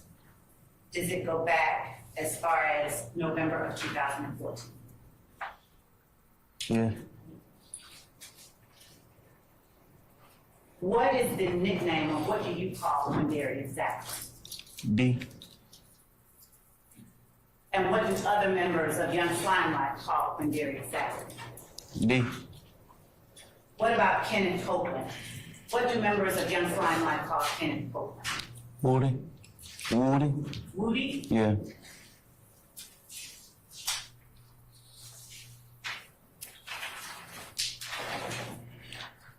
Demise McMullen. Is he a member of Young Slimelife? Do you know him? Yeah. Yes. And do you and other members of Young Slimelife call Demise McMullen Nard? Yes. Tinquarius Mender, do you know him? Yes. Is he a member or associate of Young Slimelife again? I say associate. Is he a member of Young Slimelife? Or associate? Yeah, associate. How do you distinguish between being a member and an associate of Young Slimelife? I don't know, I feel like, associate because, like, I don't know him too well. Jaden Myrick. Is he a member of Young Slimelife? No, I don't know him at all. I mean, I know him from the indictment, but as far as the street, I haven't been around him on the street before. Antonio Sledge. Yes. He's a member? Yes. How long has Antonio Sledge been a member of Young Slimelife? For a while. And again, just give me an estimate, a year. Yeah, you can say as far as 2015, 14. He was a member of Young Slimelife in 2014 and 2015. I said you can say as far as 2014 or 15. Thank you. What do members of Young Slimelife call Antonio Sledge? Moncton. Moncton? Yes. Kelvin Treadwell.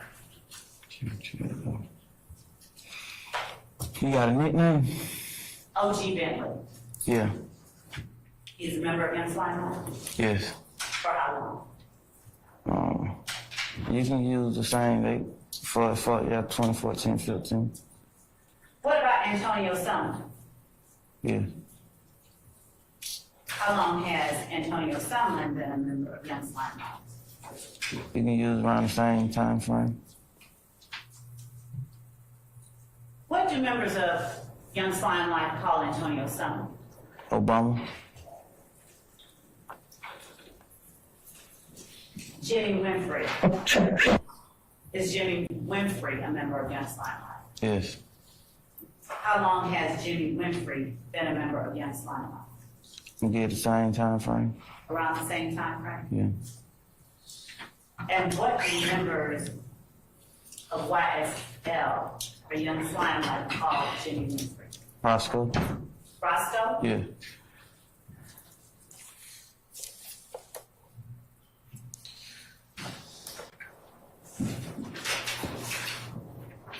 Would you tell the jury some of the crimes that YSL has committed to increase its street credibility? Objection on the call. Oh, I'll stay in this form. You can rephrase.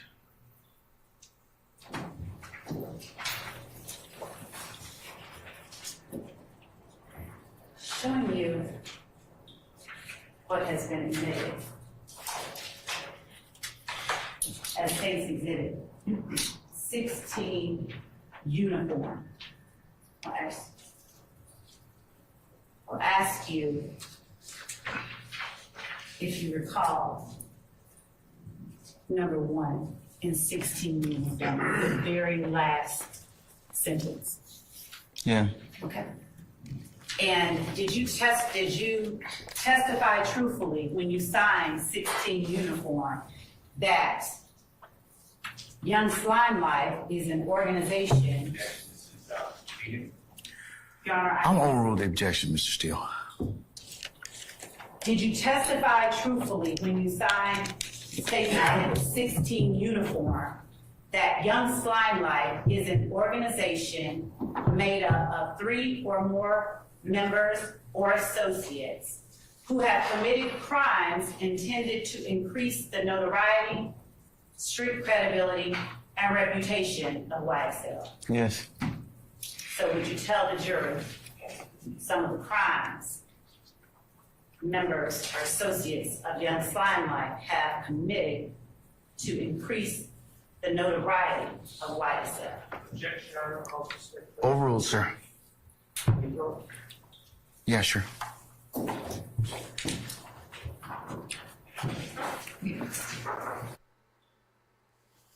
Overruled, sir. She is going to make him identify that YSL is a criminal organization after he named damn near everybody associated with YSL. He's named everybody that is associated with YSL, and now she wants him to verify that is a criminal organization and a street gang. God damn. It's like they dismantled your whole crew. All that gang talk, all that social media posting, letting them know this where we at and this what we into. All you do is give the evidence for them. You give evidence against yourself. How can you beat these situations? How? It's impossible, man. So to sit in these chairs and to fight for your life, do you think it was worth it? There's nothing worth to sit in them chairs and fight for your life, man. It's nothing worth it. It's the dumbest shit ever, man. But these people put themselves in these situations, man. They gotta live with it, man. They gotta eat that.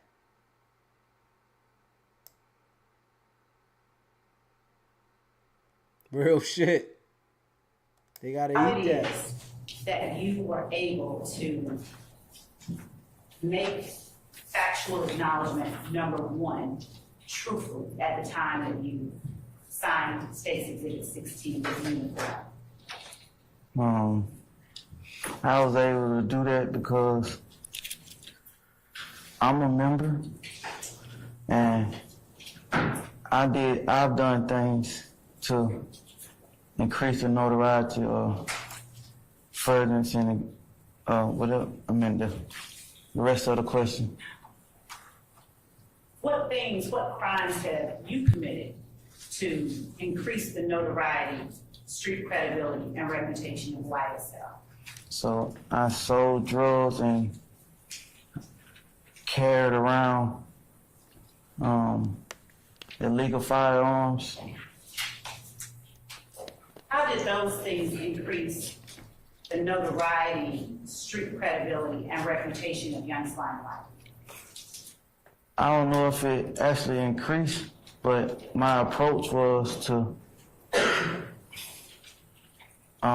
make it known that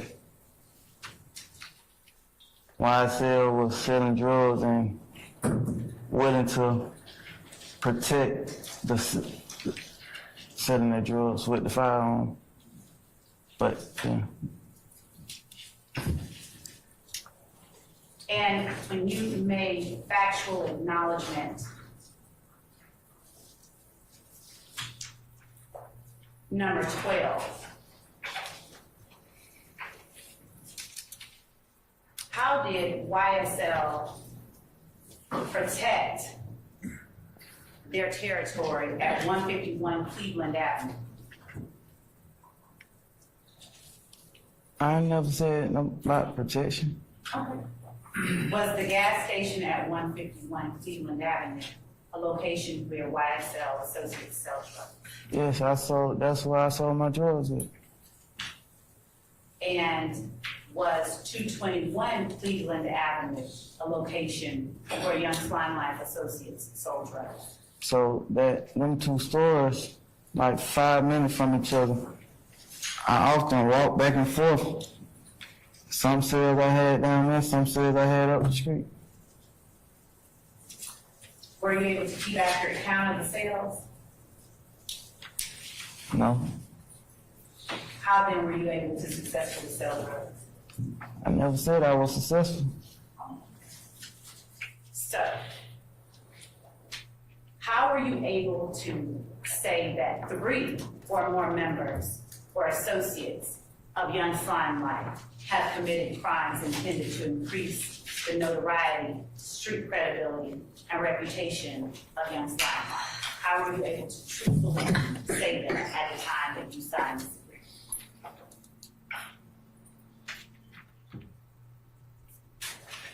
Because I was selling drugs and I knew for a fact that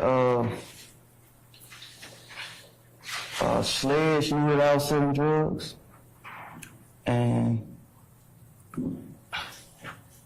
yeah, I knew they knew that I was selling drugs.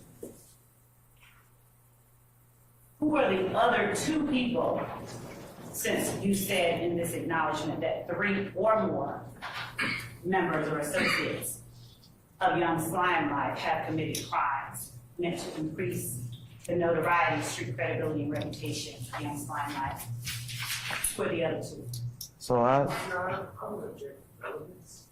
Overruled, sir. Overruled. Thank you. Overruled, sir. Overruled, sir. I really thought that I would use myself, that I counted as the 3. I had a friend who passed.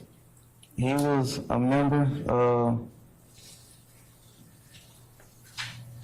Me and him often sold drugs together. He willing to identify the dead. You can identify the dead. He trying to keep the others out, but you still identify them, bro. This the situation you get put in. We had the same goals. Mr. Stevens. Crazy. Do you contend at this point that somehow you thought you constituted 3 or more members of Young Slime Life? Yes, I really thought that I could be. Yeah, I really thought, because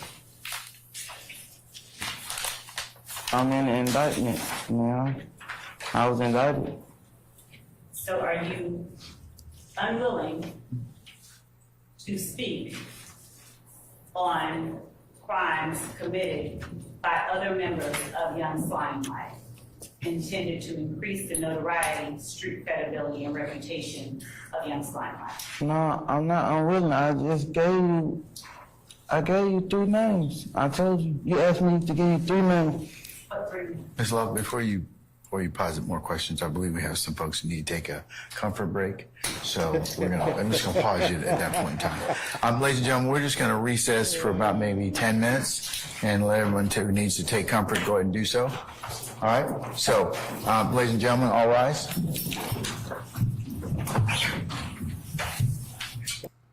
She asked him, can you name 3 members? He named a dead guy, another guy, and himself, and said, that's 3 members. Those were the only ones that committed crimes. Hey, yo, bro thought it was going to be sweet. You just can get up in there and say anything. Man, they not going for that, man. You got to identify these situations, bruh. They want to hear they want to hear Thug. They want to hear that. They don't want to hear you just giving up some bullshit.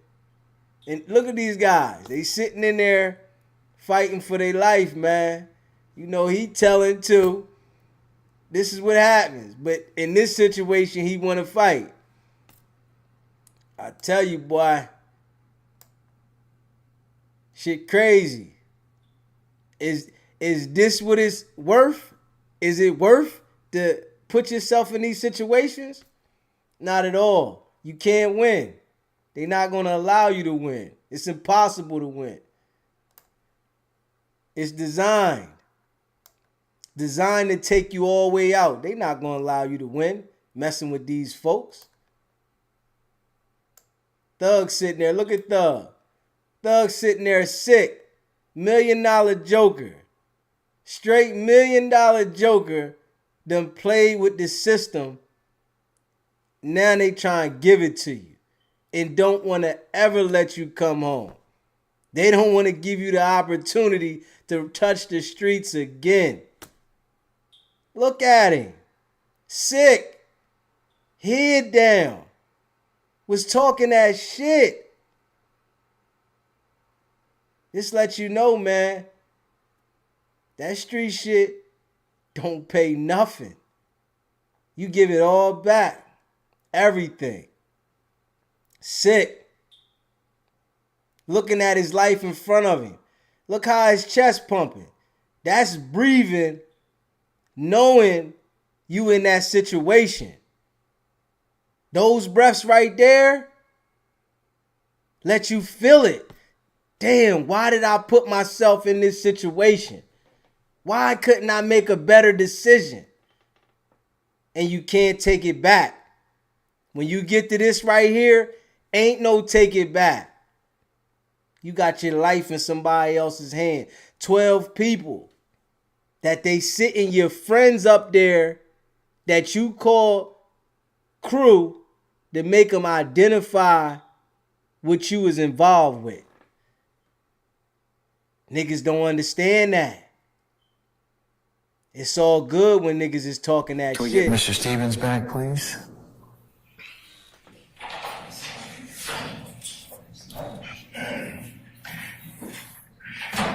Counsels, defense counsels, as an administrative... And they bringing his man, his right-hand man, that wasn't getting no money from none of this shit, that put himself in this situation.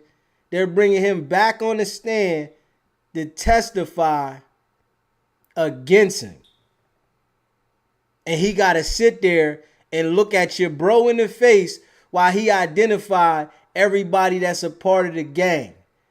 While he identified who did what and what's going on. What stores did y'all hang at? Where did y'all set up and sell your drugs at?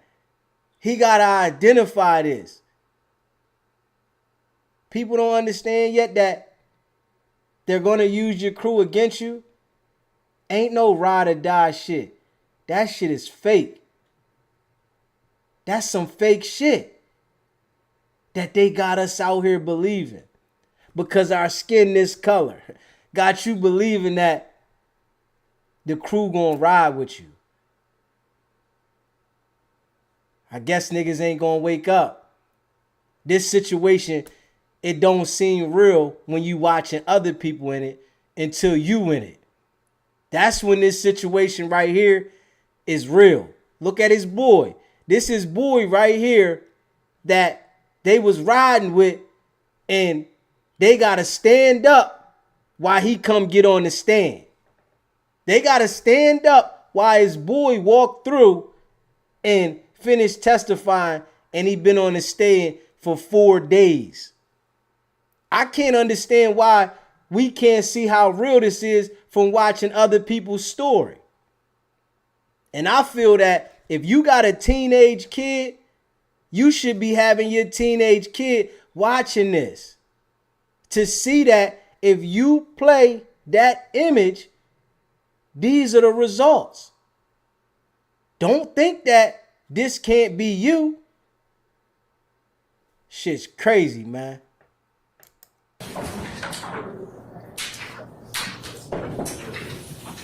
Shit's crazy, man. Tricked his own self out of the spot. Thug tricked his own self out of the spot. And now you got your man testifying, making sure that they want him to identify. He has to identify the whole crew as committing crimes. But this is where he wanted to be at. And you got to stand up while your boy walk in and point you out, man. How gangster is that? All that music shit, all that shit ain't shit when you in this situation. Check his boy out, man. He up here got a collared shirt on, right? And ready to explain why YSL is YSL. In furtherance of YSL? Yeah. Who's that person? Darius. Darius. What was Darius's last name? Ford. And when did Darius Ford pass away?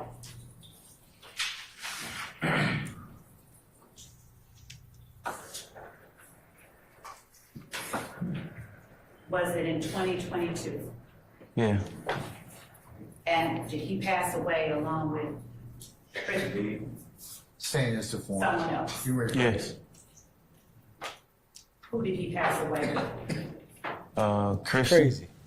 And what was Christian's last name? McMillan. Was Christian YSL as well? Yes. Were they friends of yours? Yes. I'm sorry for your loss. You said, though, that Darius was one of the members of YSL who committed crimes in furtherance of YSL. Yes. Did you tell the jury what crimes Darius committed to further the notoriety, street credibility, and reputation of Young Slime Life? I'll sustain the form of the question. You can rephrase. Why did you say that Darius committed crimes to enhance the reputation and street credibility? So you asked me to name 3 people, and I was naming 3 people who sold drugs with me, and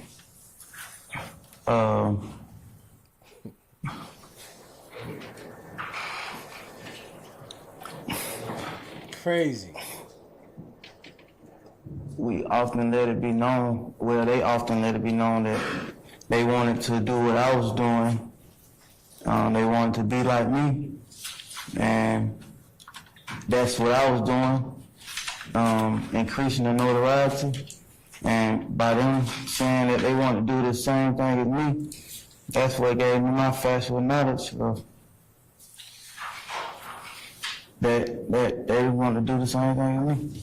Who told you, if anyone, to use the word factual knowledge? That's what you said. When did I say that? You asked me, you said in question 1, Oh upon my the factual God. knowledge, if I'm not mistaken. The factual is knowledge. Crazy. Yeah. How did your selling drugs and other YSL members selling drugs, how did that increase the notoriety of Young Slime Life?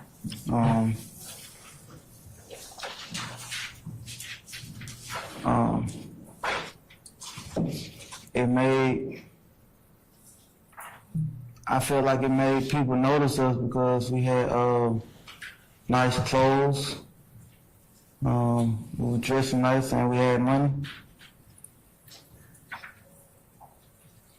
And selling drugs allowed you and other Young Slime Life members to be more flashy? Your Honor, it's repeating the question. I sustain the objection, Mr. Forn.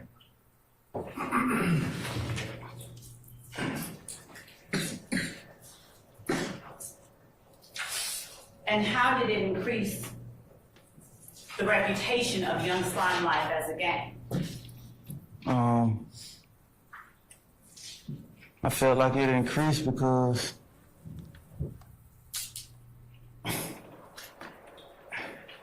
people were seeing us like have money and look nice, so it made it seem like what we're doing was being increased. I mean, like, yeah, go ahead. Yeah, I'll finish. Did you let it be known that you were Young Slime Life while you were selling the drugs? Yes.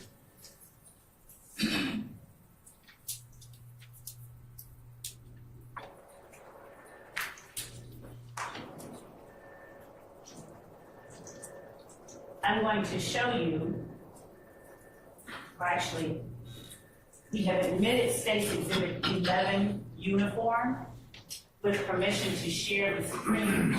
We're going to put it up on the screen in front of you.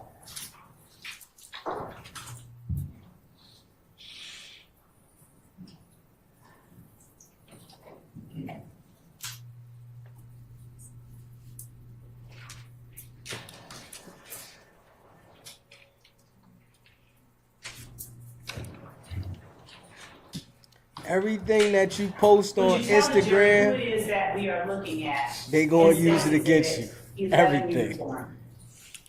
Demekion Garden, D. And you gotta And me. identify. Point to the jury where you are on that photograph. I'm in the back. And what is it that you're doing with your hand? It look like I'm pointing up. And what color is the outer article of clothing that Demekion Garlington is wearing? Red. What color is the hat that he is wearing? Red. What color is the hat that you are wearing? Red. Do you still claim sex, money, murder? I told you I claimed sex, money, murder. Do you still claim sex, money, murder? No. What is one of the colors, the primary color for sex, money, murder? Red.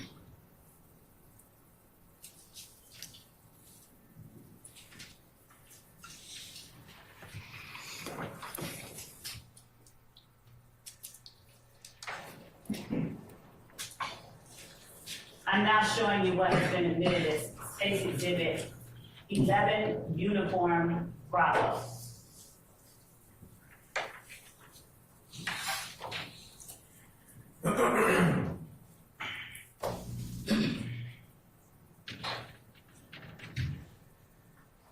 They want you to identify the people in these pictures so that you can paint the picture to the jury. You sign that plea, right? But you got to still paint that picture to the jury because they're presenting something that they want the jury to find somebody guilty. Move the block This game you can't win. right-hand corner that says SCA 1C podium.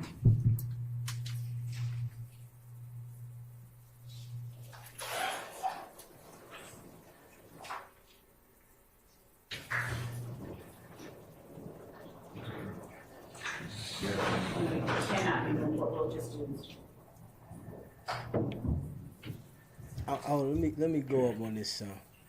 He gonna point some people out, and I wanna he gonna point some. You can try. Okay. Would you tell the jury who is listed in State's Exhibit 12 uniform? From my left. Circle and see if you can.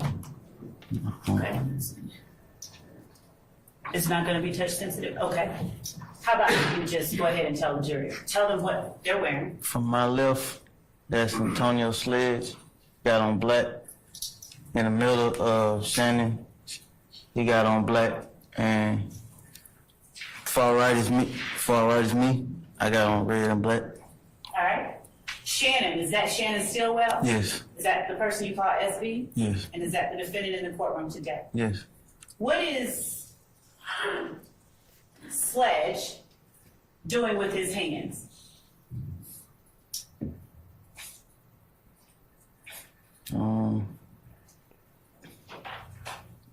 Like he making a motion. I mean, he doing something with his hand. Do you recognize the symbol he is making with his hands? Yes. What is it? It's like makeshift guns. Like he imitating guns. And do you know what that symbol stands for? Not by him just throwing it around. Have you ever done it? No. You never used that symbol? Not that I recall. Okay. They got you in the picture holding up your hands with some funny ass signs too, man. They using all your Instagram pictures against you. When you get in there talking that shit, they coming with that shit against you.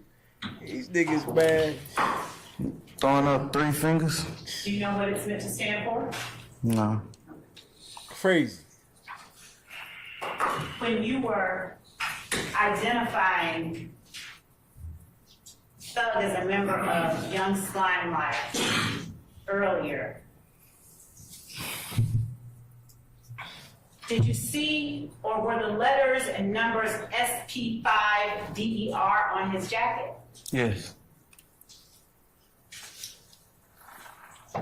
Do you know what that is meant to say? Yes. What? Spider. Do you know the significance of the number 5? Yes. What is it? It's for an artist who passed away, Juice WRLD. Who? Juice WRLD. And I want to say this real quick. This is the same jacket Young Thug is wearing in court right now. Does the number 5 have significance in the blood gang? Yes. What is that significance? I don't know, but I just know it's a number in the blood. From hearing about it. Thug got this jacket on in court right now. He know damn well he shouldn't have wore this jacket to trial. Crazy. Man, I tell you, boy. I'm going to now show you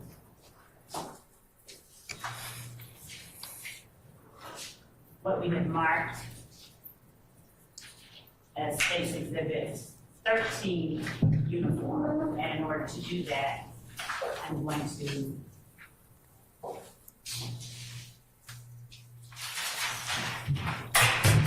ask for permission to approach, Your Honor. You may, madam.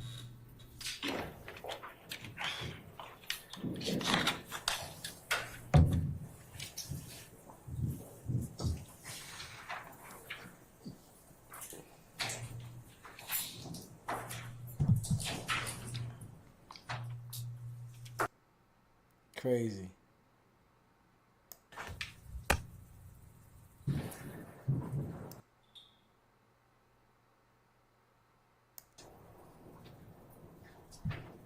All your Instagram posts will be used against you.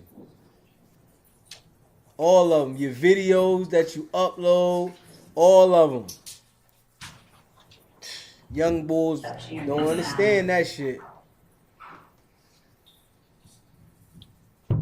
They gonna cook you with them. Cook you with your own shit.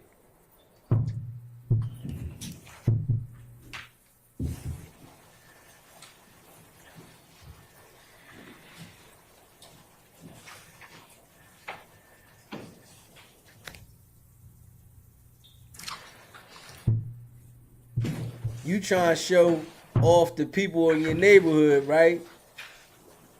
You don't think the police watching? You trying to show the people in your neighborhood that you with whatever. You don't think the police watching?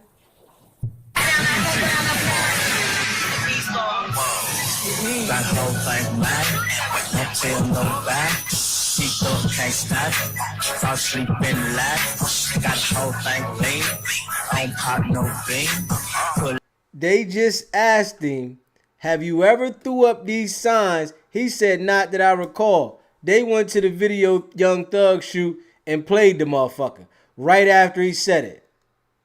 Damn fool. I'm saying, ain't red, ain't green. Got a whole bunch of money, got a whole bunch of cash, got a whole bunch of hands. 200 no dash, I don't drive fast. All on certain things, all around Steve. Ain't talking about names, I'm creeping. Now they gonna get him Mr. Stevens, to identify would you tell the the jury people what in the your video. opinions at the beginning of the video? I was making a lot of hand gestures. And those hand gestures, or at least one of them, the same that we see Antonio Sledge making here? Yes. All right. And would you tell the jury what those hand gestures are associated with? Crazy. So I did the same. I made a hand gesture like the tattoo that's on my neck, bank first and last. So I was doing the exact same thing that it said on my neck, but with my hands. So, is it your testimony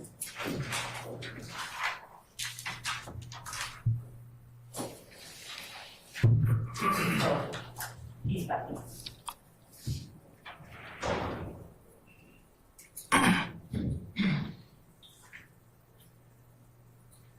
What was the hand gesture? Who is that person that we see right Make him identify. Jeff. You gotta identify Thug now. Is this the same person you called Thug? Yes. What is he wearing on his head? What color is he wearing on his head?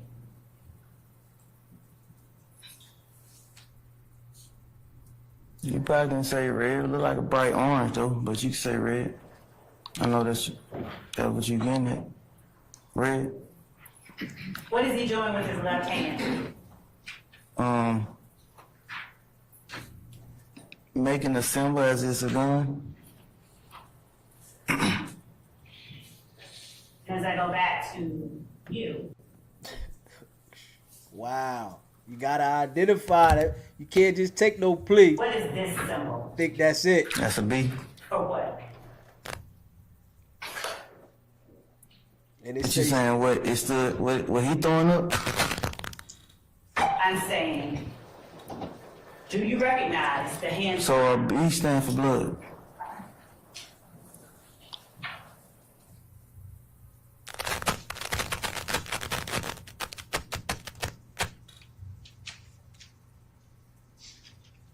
Does the gun stand for Pistol Pete? I don't know what. Let's look at yours. Then go back and show his shit.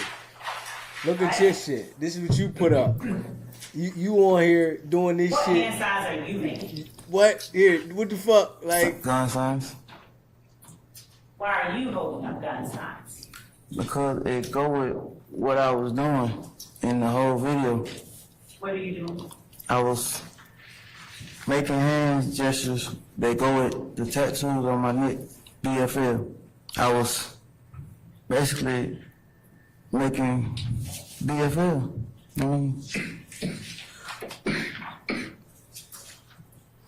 Where's the V in what you're doing right now? It's paused. It looked like it's before.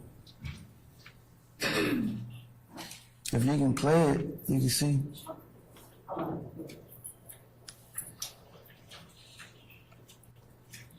They cook you with your own shit.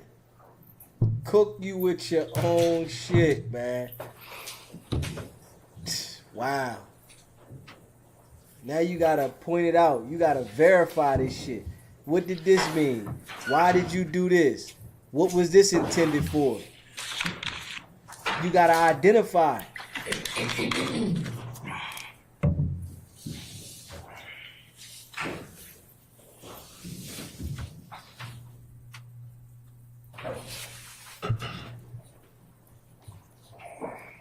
Yeah, you gotta identify it, man.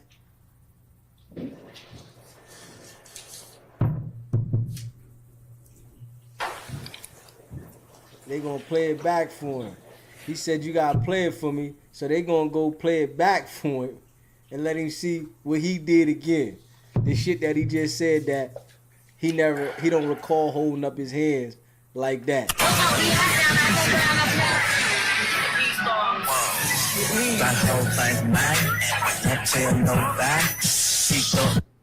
Okay, so how was that thing first and last? Go ahead. It's the same L, like the L I got on my neck. It's the same thing as a gun. Okay. Can't stop. What did you just do? Right here. Did you make those signs for the jury? Then they gonna make him hold up the signs for the jury. We wanna see you do it again. And what's that? Making my fingers look like two guns.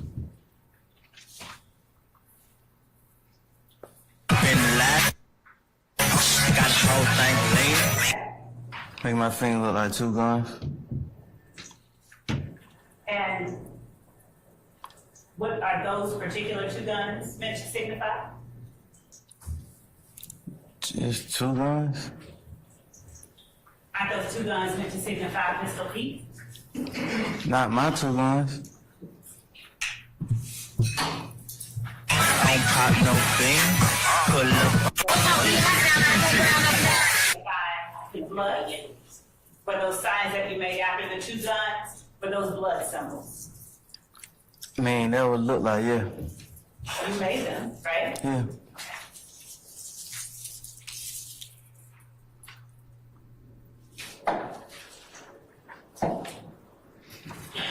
I'm gonna go down to. Now you got to identify these people now. She wanted to say who's this, who's that, who's this. I'm gonna now show you.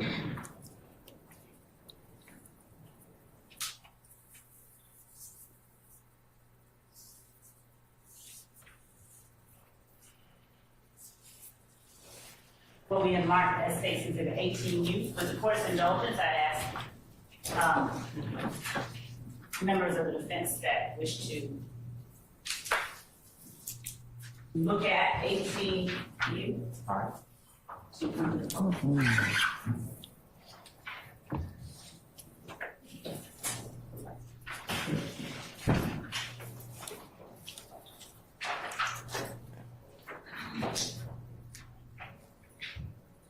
She gonna show them first, and then she gonna make him identify what's going on in the video.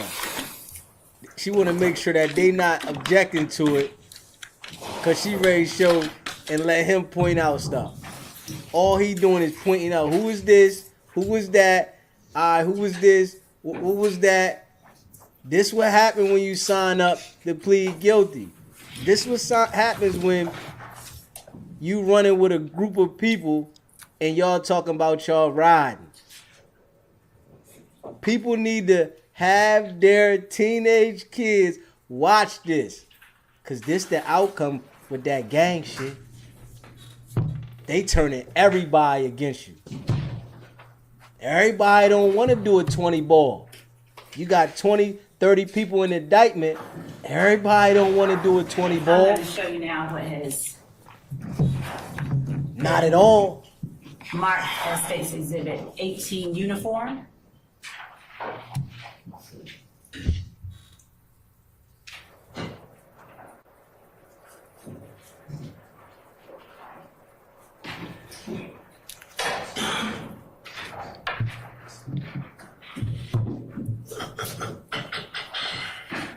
Do you recognize the people depicted in State's 18 uniform? Yes.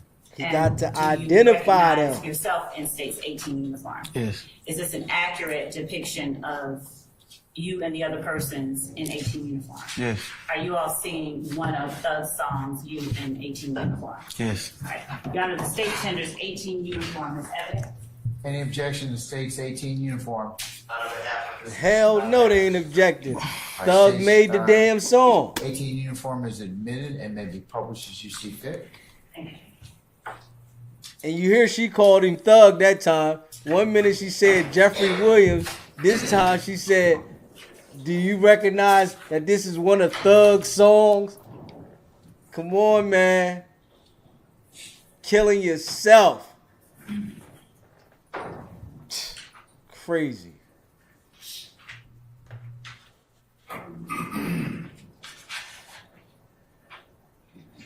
Crazy.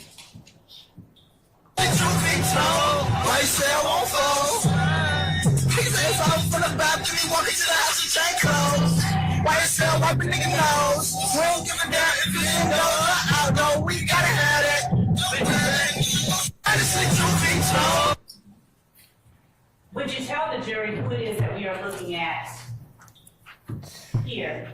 Woo. That's me. Wow. And who is the jury looking at here?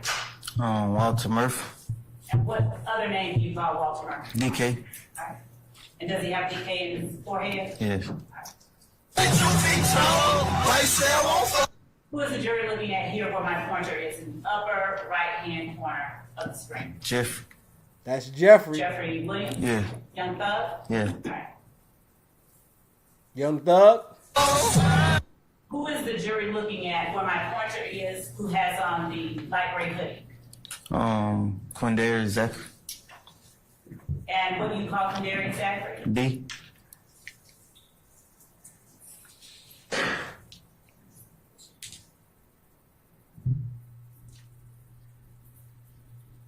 She wants you to identify. And what song was that was being chanted by you all? Ill. And whose song is that? Jeff. Now, do you get money from that song? No. Do you get paid by YSL Enterprises? No. He associated himself with this Do you get anything gang for being a founding member of and Young didn't Smiler? benefit No. at all. Why wouldn't he tell? Nigga gonna tell everything. I tell you, boy. I say that, boy. Oh, Otis. I say that, boy.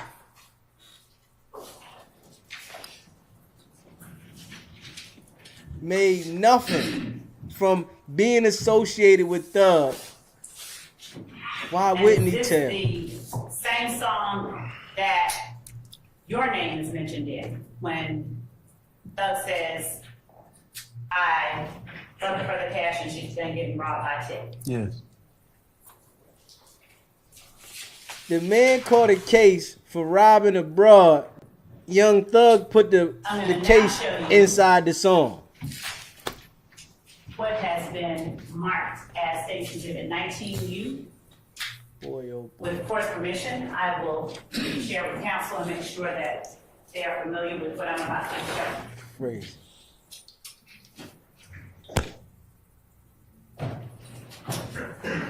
Crazy.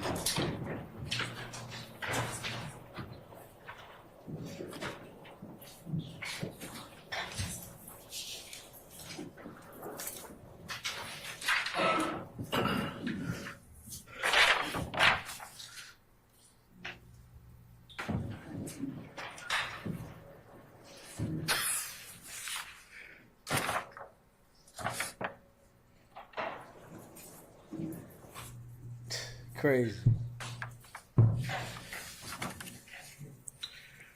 They can't object to this. Doug put this stuff on the internet, man. What can you object to? I'm going to show you State's Exhibit 19 uniform and ask you if you recognize State's Exhibit 19 uniform. Yes. Do you recognize the people who are depicted in State's Exhibit 19 uniform? Yes. Are you shown in this picture? Yes. Is this a fair and accurate image of the people who are depicted? Yes. Your Honor, the state tenders for evidence State's 19 uniform. Any objection to State's 19 uniform? All right, hearing none, State's 19 uniform is admitted and may be Can't published object. as you see fit. What they going to object I'm to? showing you They can't object to nothing. what we have labeled as State's 19 uniform Bravo. Do you recognize the people who are depicted in State's 19 uniform Bravo? Yeah. And are those the same people depicted in State's 19 uniform? Yeah. And is that an Instagram post by a person you just named? Mm-hmm. Do you recognize it? YSL Buck. Yes. All right. Is that a fair and accurate depiction of that post? Yes. State tender State's 19 uniform Bravo. Any objection? All right, State's 19 uniform Bravo is admitted, may be published as you see fit. Thank you, Judge. And now showing you State's Exhibit 20 uniform. Do you recognize the people shown in State's 20 uniform? Yes. Is this an accurate depiction of the people who are shown in State's 20 uniform? The state tenders 20 uniforms evidence. Any objection to State's 20 uniform? Not on behalf of Mr. Williams. All right, 20 uniforms admitted, may be published as you see fit. He tired of sitting up there testifying. But that prosecutor, she got all the energy in the world to do her job. Starting with State's Exhibit 19 uniform.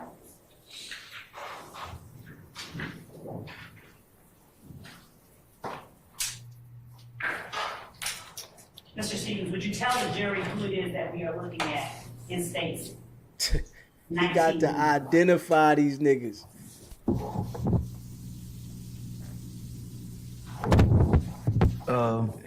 Is this you? Yes, let me. Are you wearing suspenders? No.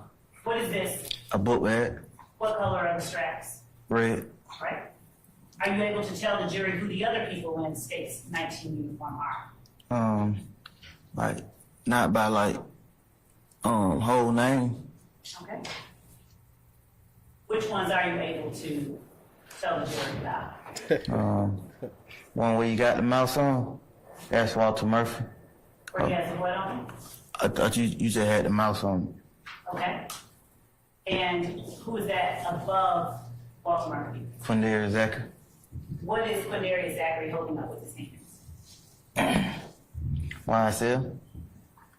And who is that to Quindarius Zachary's right?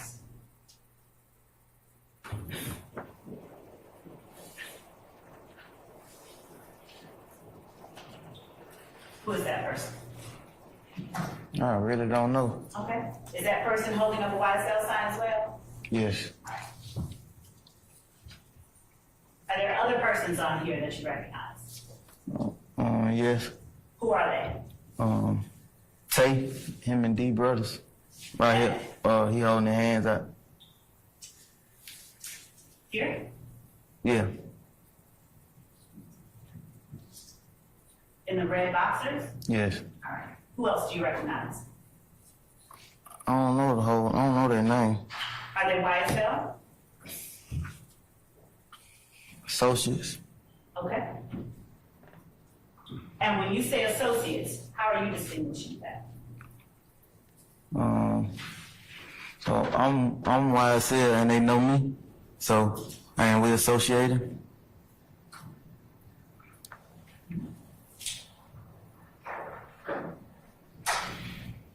Showing you State's Exhibit 19 uniform Bravo.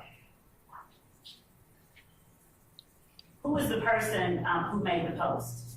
But I don't know their name. That's okay. You call him You call him Buck, But yeah. and his handle is YSL Buck. Yeah. And what is the caption in this photograph? Read it.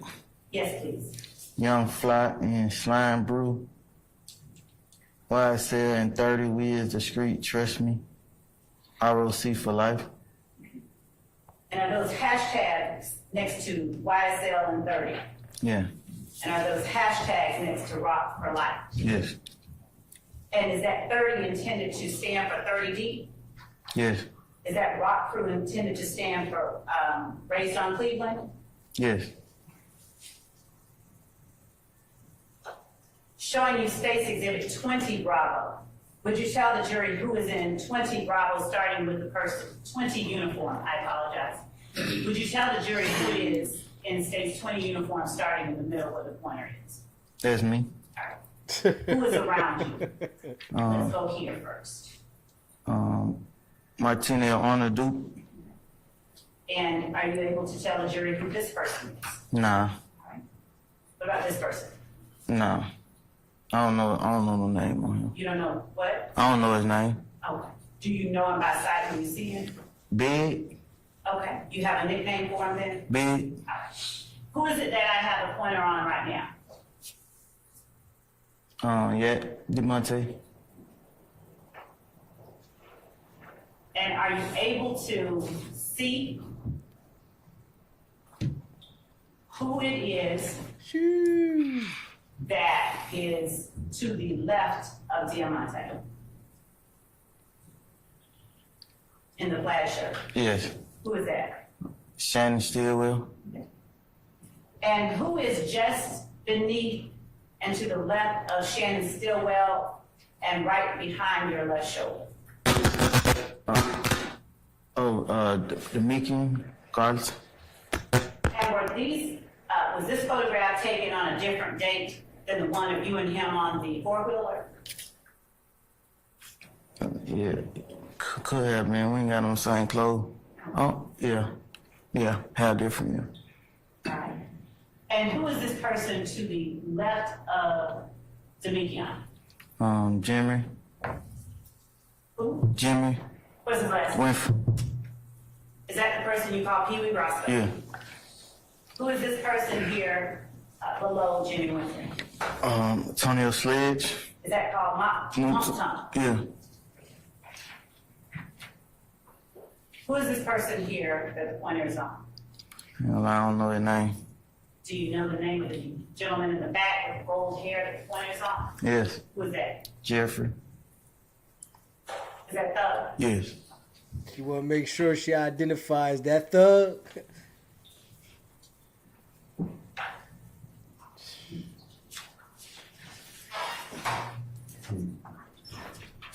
You pointing out everything, man. And this the first witness.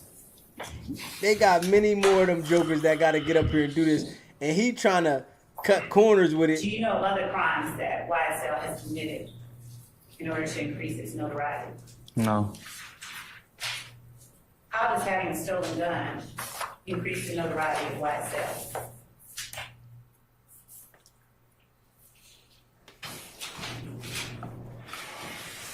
I didn't say that having a stolen gun increased the notoriety. So is selling drugs the only crime you claim to have done to increase its notoriety? Yeah. And, yeah, having a gun, And having a gun? yeah. Did the gun you had, was it not stolen? Yeah. It was stolen, okay. So again, how does that increase the notoriety of YSL? Having a gun? Oh, having a stolen gun. Both.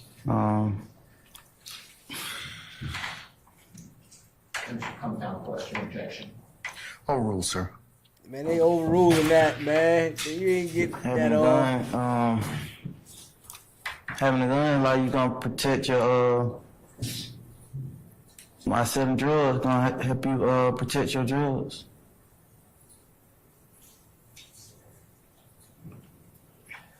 And how is that separating YSL from the criminal street gang activity that Rockford was known for committing?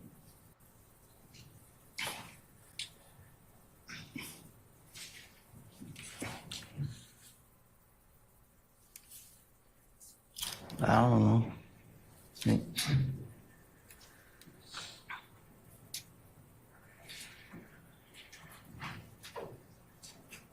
I'm going to show you what we marked.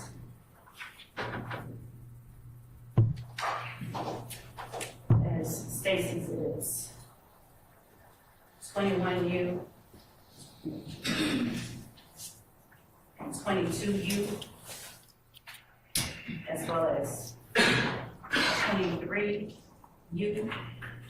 24U, and 25U.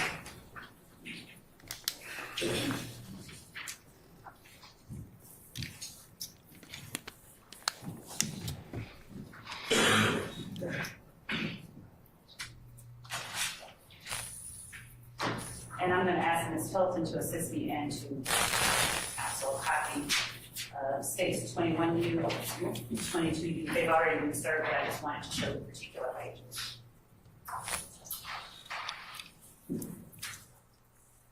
Showing you 21U. Would you look at 21U and tell me if you recognize, or if this is, if you are identified in 21U? Is your Instagram handle in 21U? Yeah. And in 22U, is your Instagram handle identified in 22U? Right. And 24U, I'm using as a placeholder until, Your Honor, we have a clearer copy, so I have called it 24 Uniform P. Do you recognize the conversation that took place in 24 Uniform P? Yeah. Yes, and particularly. You can see that? Yes. I can see that. It blurred. You can read it? No. Okay. It blurred. Can you see what's in 25 Uniform P? This one a little better than that one. Do you recognize the conversation? Yeah. Is that an accurate account other than the circle and the highlights of that conversation? Yeah. And is this an accurate account of the conversation in 21U and 22U? Yeah. Your Honor, the state tenders 21U, 22U, and 25UB. I want to ask you as well before we ask for admission, 25UP, is this an accurate reflection of the participants in the thread shown in 25UB? That one kind of blurred too, but it's the same thing though. Are you able to see the names, yours in particular? Yeah, I can see mine. And are you able to see the other names? Yeah. Okay. Is this an accurate reflection of the participants in the thread in 25UB? Now that you point them out, just like. Oh, now I was saying now that she point the names out, I can see it, like, but I couldn't just see it by you holding it up. And you're referring to what document, sir? 25U. Your Honor. 25U or 25U Bravo? 25U and 25U Bravo. Okay. Council's any objection? We'll take it in order. 22U. Okay, this is William Ferdinand. 24U. Say Your Honor. 25U or 25U Bravo? Same. Your Honor, we didn't ask for 24U to be admitted. We just wanted 21. I didn't admit 24 uniform yet. You just, because of what you told me. All right. 22U, 25U, and 25U Bravo are admitted, may be published as you see fit. And Your Honor, we asked for 21U as well.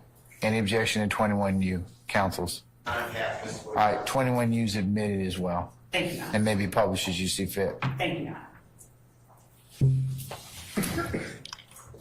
And Your Honor, at this time, I'm tendering State's Exhibit 23U, which is a self-authenticating document.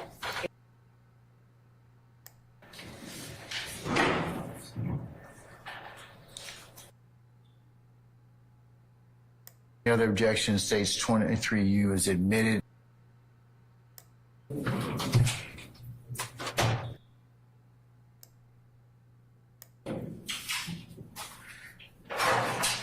All right, councils, before we break, I have been given a note from our tech